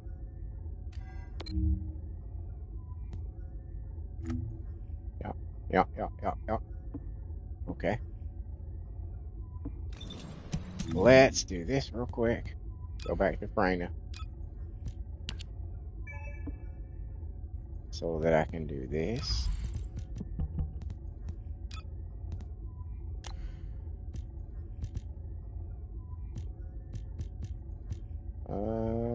Yeah, we'll fuck it. Doesn't matter. We'll do this one. If I know, oh, three fucking levels away. I thought I had hit it. Oh well. We came close. How much money? For 548 million gold, 51 million copper. That's not bad. That's not bad.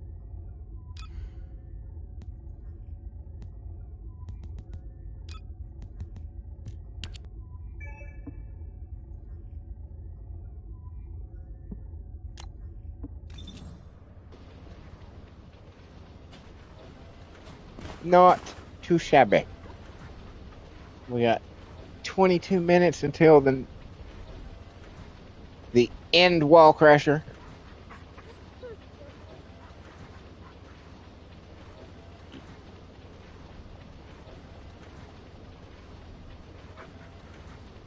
I guess I could. I guess we could go ahead and do this. I can make it through with Fiesta, obviously.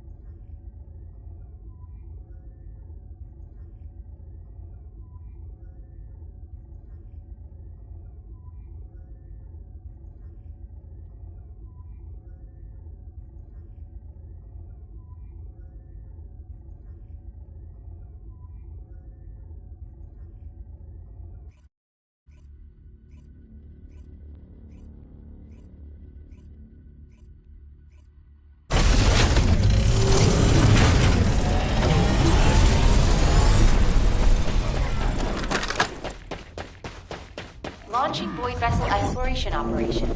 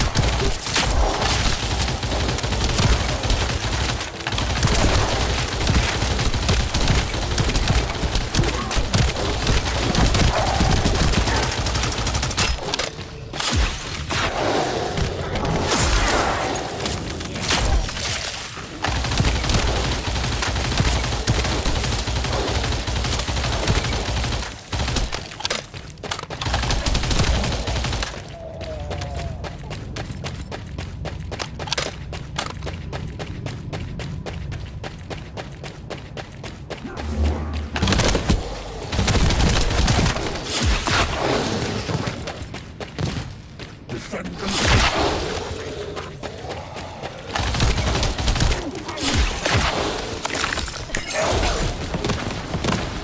are you kidding me? God damn it. Hey, I'm over here. What's up, guys?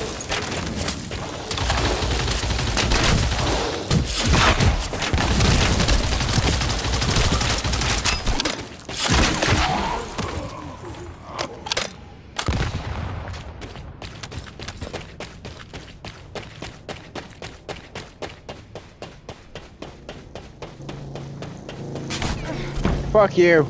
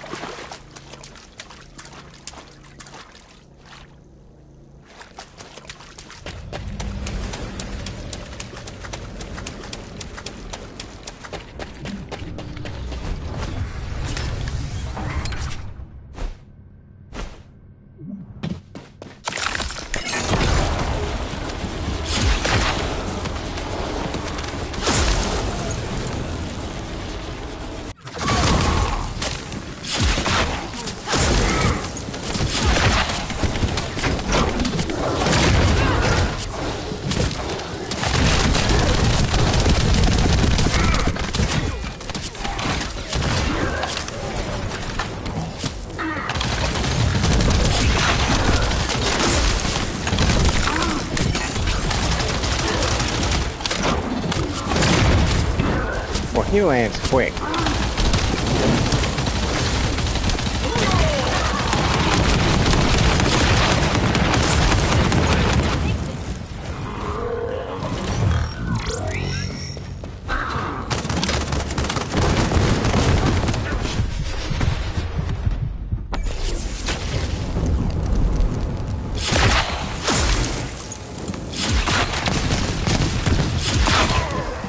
An enemy container has been revealed. Please verify the data.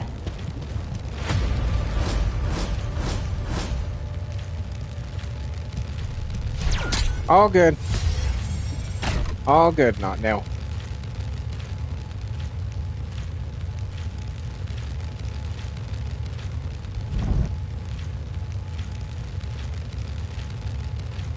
Ah. Okay. Back to Albion.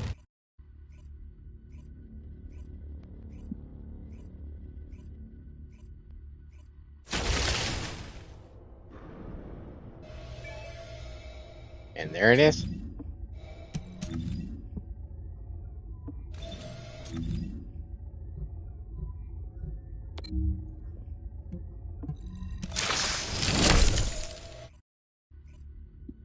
Oh, excuse me. I had nachos for dinner tonight. Warning. Large-scale dimensional breaching progress. Please.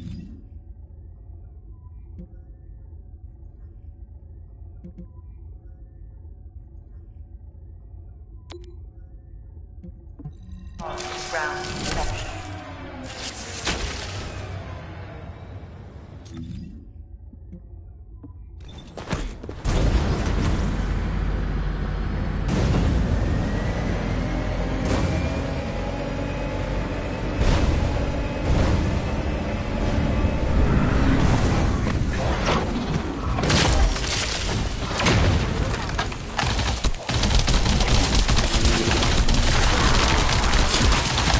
Fantastic! I knew I could count on you.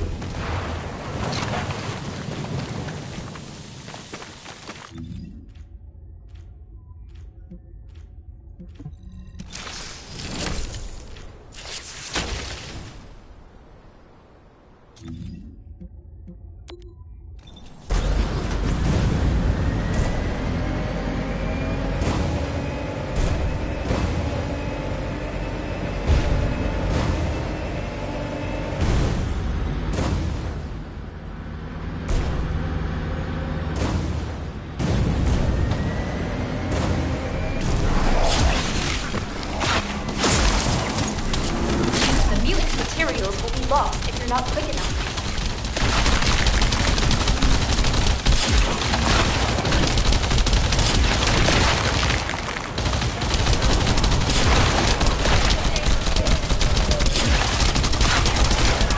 Fantastic! I knew I could count on you.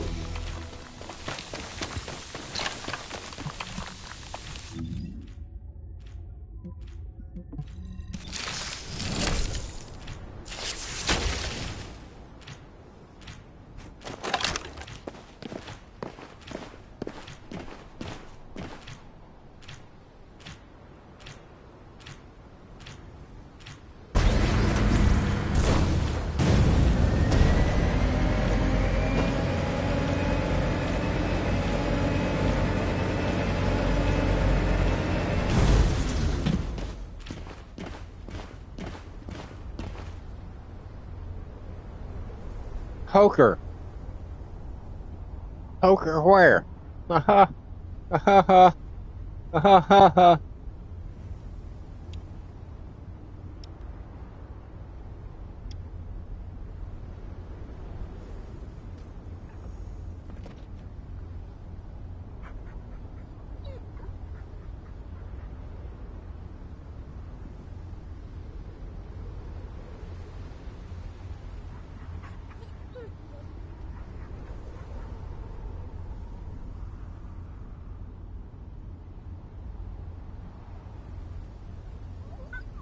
Here we are. Waiting for the wall crasher.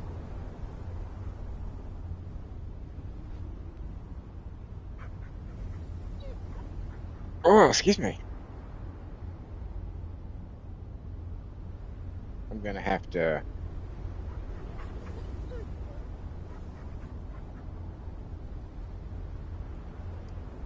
Gonna have to go to the store, I think, when I get done here.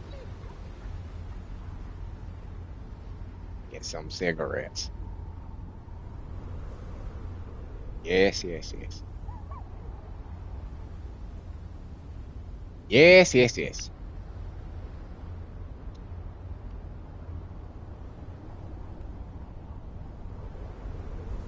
Because it would be easier to run over and get some after the stream than it would be to get up early and go before work.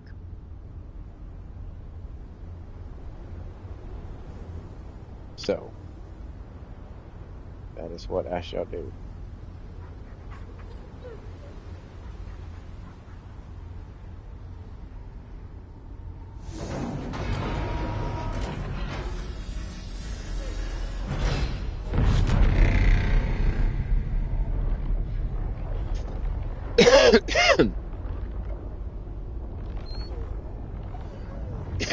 Excuse me. Huh.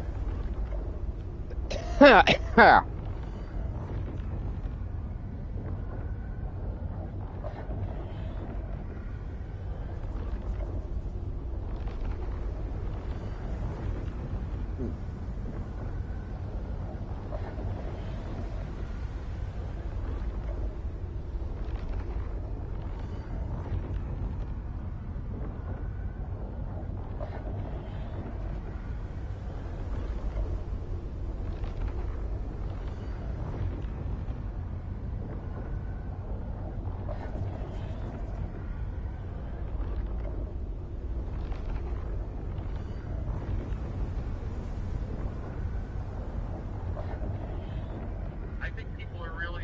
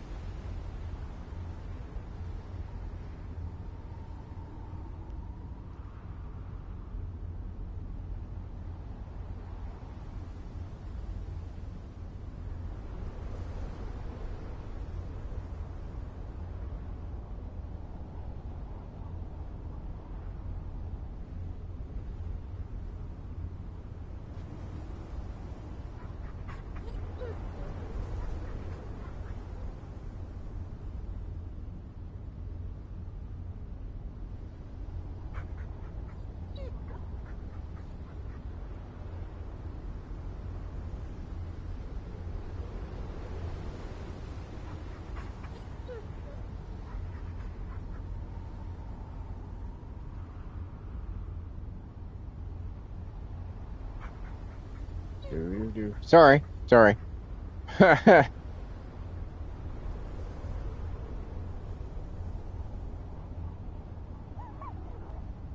I'm working on the Neverness to Everness episode. Apologies. So this is part 3. Part 3.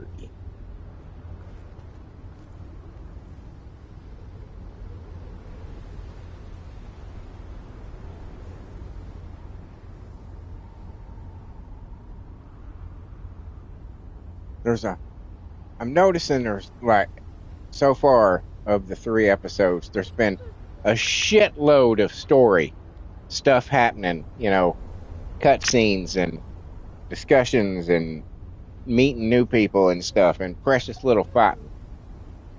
But I got to do a good deal of fighting towards the end of this episode today, and I was like, oh, okay. All right.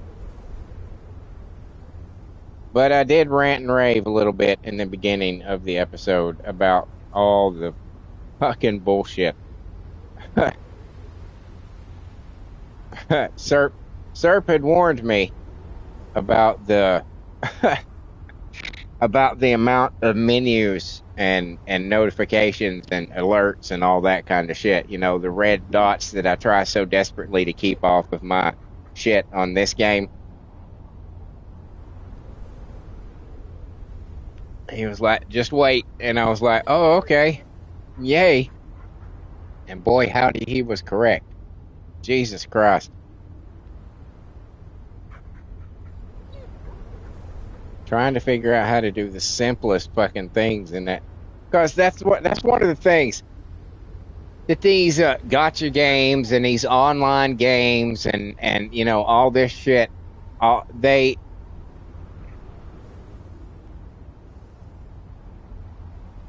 do not explain clearly enough what everything is and how to use it and just basic functions of the UI, you know.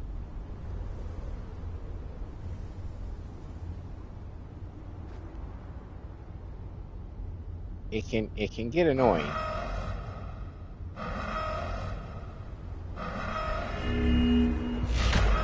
Truth be told,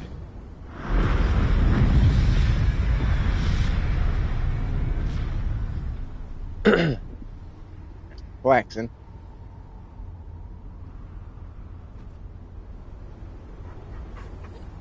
Descendant, environmental data collection at the Axiom deposit has been completed. Please activate the stabilizer. I'm a little busy. Just so you know, just a tad, busy.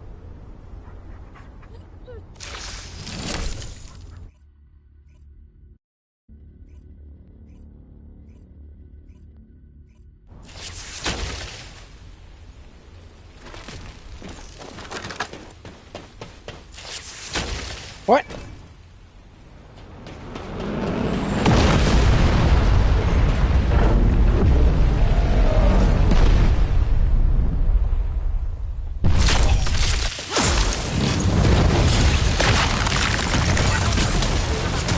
Y'all saw that person's name. It was CJ Cummings. And that's funny because I have a female character in my original character simulated wrestling federation named Bobby Joe Cummings. BJ Cummings. That just reminded me of that. I was like, oh, that's funny.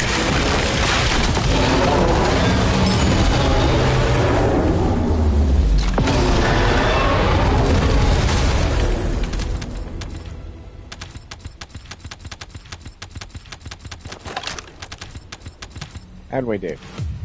150. Oh, 169 million. Oh, wow. Big whoop. Big whoop.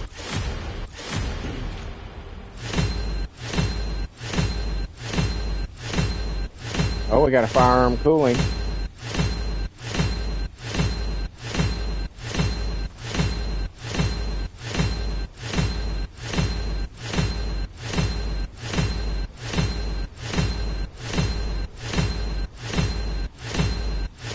Looks like we got one of all of them.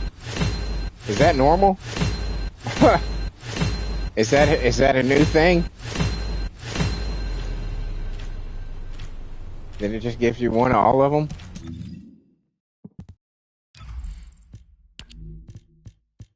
Do we have a double yellow? Please have a double yellow. That would be so cool. If you would just give me a double yellow. But you will not give me a double yellow. Because you are a bastard. It's clear that's the reason.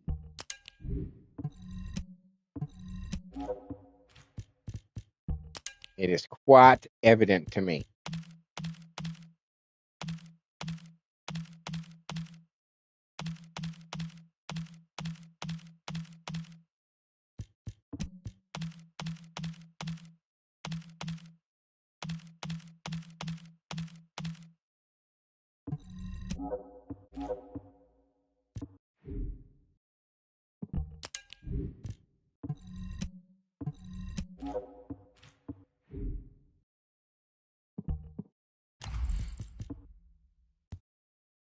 You got 37. 21. Okay. What are we looking at here? Just 7. Oh, fuck.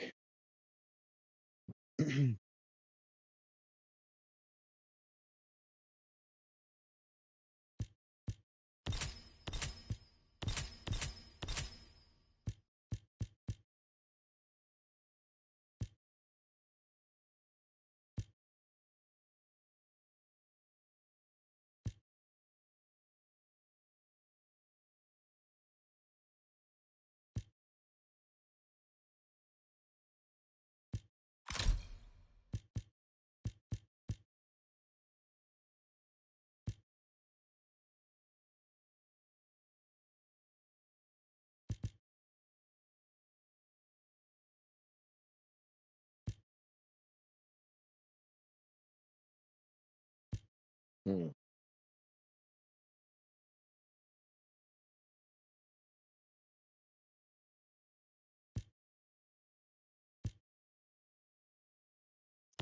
We'll do that for now.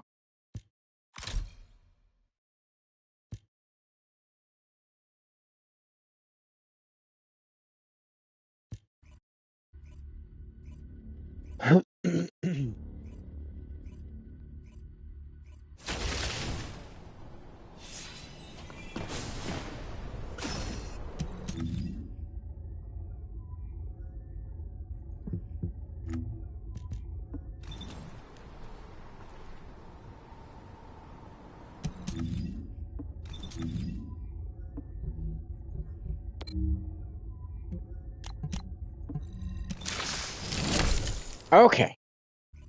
We'll go up here for the end of the stream, as is usual.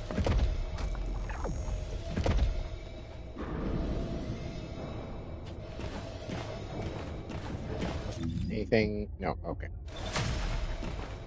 So thank you everybody for being here. Hope you enjoyed the show.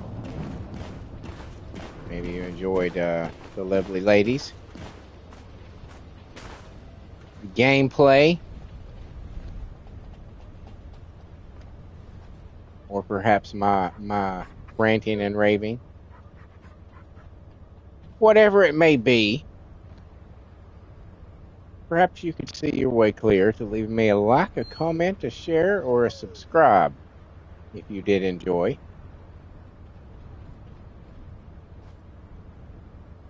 Any of that is extremely helpful for the channel, help it grow and flourish. You know this though. You know the scene. You know how it works. You've been around. You know what's up. But the subscriptions are particularly important right now, as I am 30 away from the 500 necessary to unlock super chats and memberships.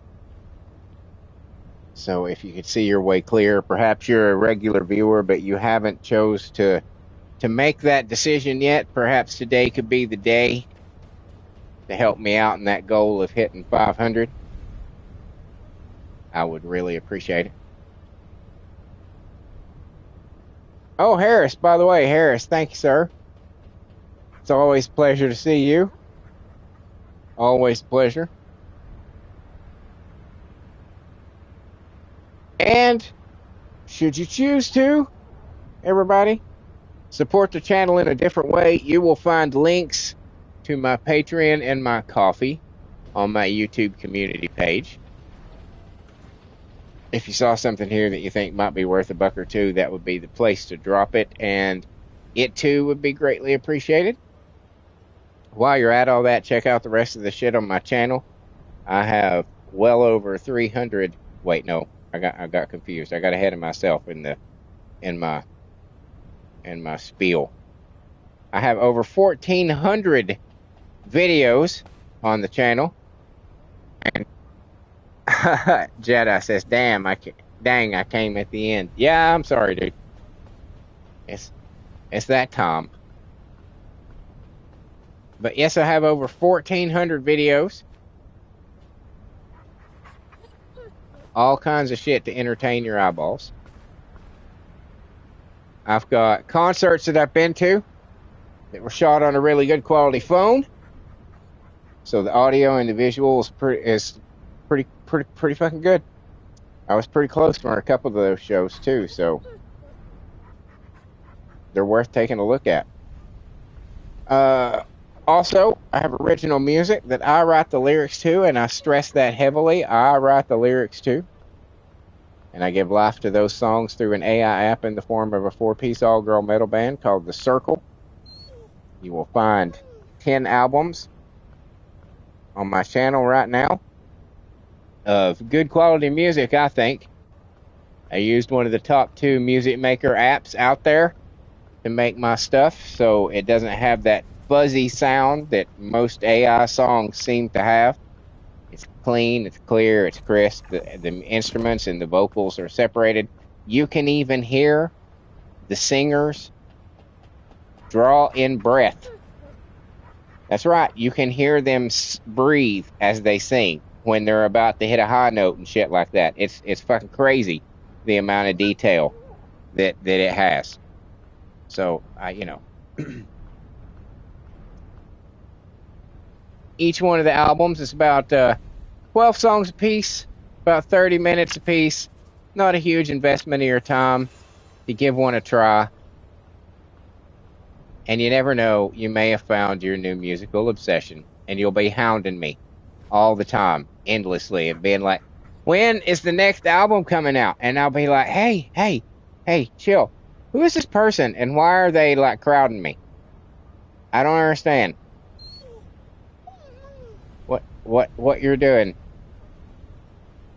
Exactly. Ewasm.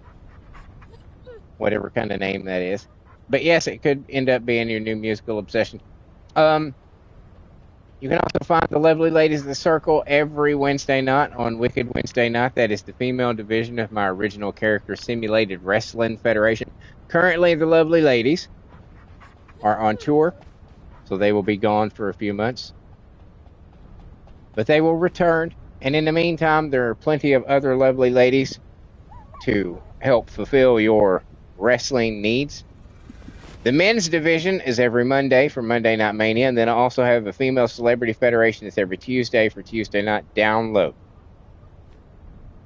I have a DC versus Marvel Federation coming soon, and upgrades for the men's division and the Female Celebrity Federation coming towards the end of the year. On top of all that, I do these daily live streams like you witnessed right here. This was one of them. I don't know if you knew that, but this was one of them, where I play the First Descendant. It's pretty much my go-to game at this point in my time and my life. I love this fucking game. I created a daily live stream just to justify playing it every day. That's how much I like it. Sometimes chat joins along and we take on some of the harder missions or just go farming for materials. Sometimes they're here to give me advice and to help me build my characters to their potential. And sometimes they're here to give me shit for the ways that I choose to do that. But a fun time is had by all regardless, and we would love for you to be a part of it. We're developing a really cool community of guys that show up on a pretty regular basis. We just shoot the shit about things that we enjoy. This game, other games, pop culture, all sorts of stuff. So if you see us pop up in your feed, stop on by. Say hey. It'll be a good time. Also, every Friday between 8 and 11 p.m., I have Fall Guys Fortnite Friday, where I play, what do you think? What do you think I play during Fall Guys Fortnite Friday? If you guessed Fall Guys and Fortnite, you would be correct. Much like with this game, I'm totally open to playing with chat, but no one-on-ones, and currently I don't have the participation necessary for custom matches, so if you do want to play, we'll just have to play it with the general audience. That's just the way it's got to be. And on top of all that, as if that wasn't enough, I also have a shitload of playthroughs. All kinds of genres, all kinds of titles. I got horror, action, adventure, racing, roguelike, walking simulator. I can add a gotcha game to it now. That's what Neverness to Everness is. You know, I'm down to play just about anything, literally. And I have a massive library of over 300 games that I've played precious little of. So if there's something out there that you would like to see me play, dear listener, dear viewer, yes, you, I'm talking to you right now. If there's something you would like to see me play, throw it in the comments. I will check my library. If it's in the library or it is free to play, bam, it gets bumped up to the top of the list to be rotated in after I finish the next one. It is just that easy to have impact and influence on the content produced by this channel. All you got to do is say something. That's it. That's all you got to do. Where else are you going to find a deal like that? I don't know. I don't know where it's going to be. I fear for you to have to go look. I'm going to be honest. You might as well just stay here. It's safer. You know what I'm saying? It's safer. So just stay here and, and pick a game. And I guess, ladies and gentlemen, cats and kittens, boys and girls, that just leaves me to say thank you once again. And I truly mean that. You guys are the bomb. I can't thank you enough for the support that you guys give me. I just, it's fucking awesome. It's fucking awesome. It means the world to me. I don't know what else to say. Thank you guys so fucking much. And until next time, later.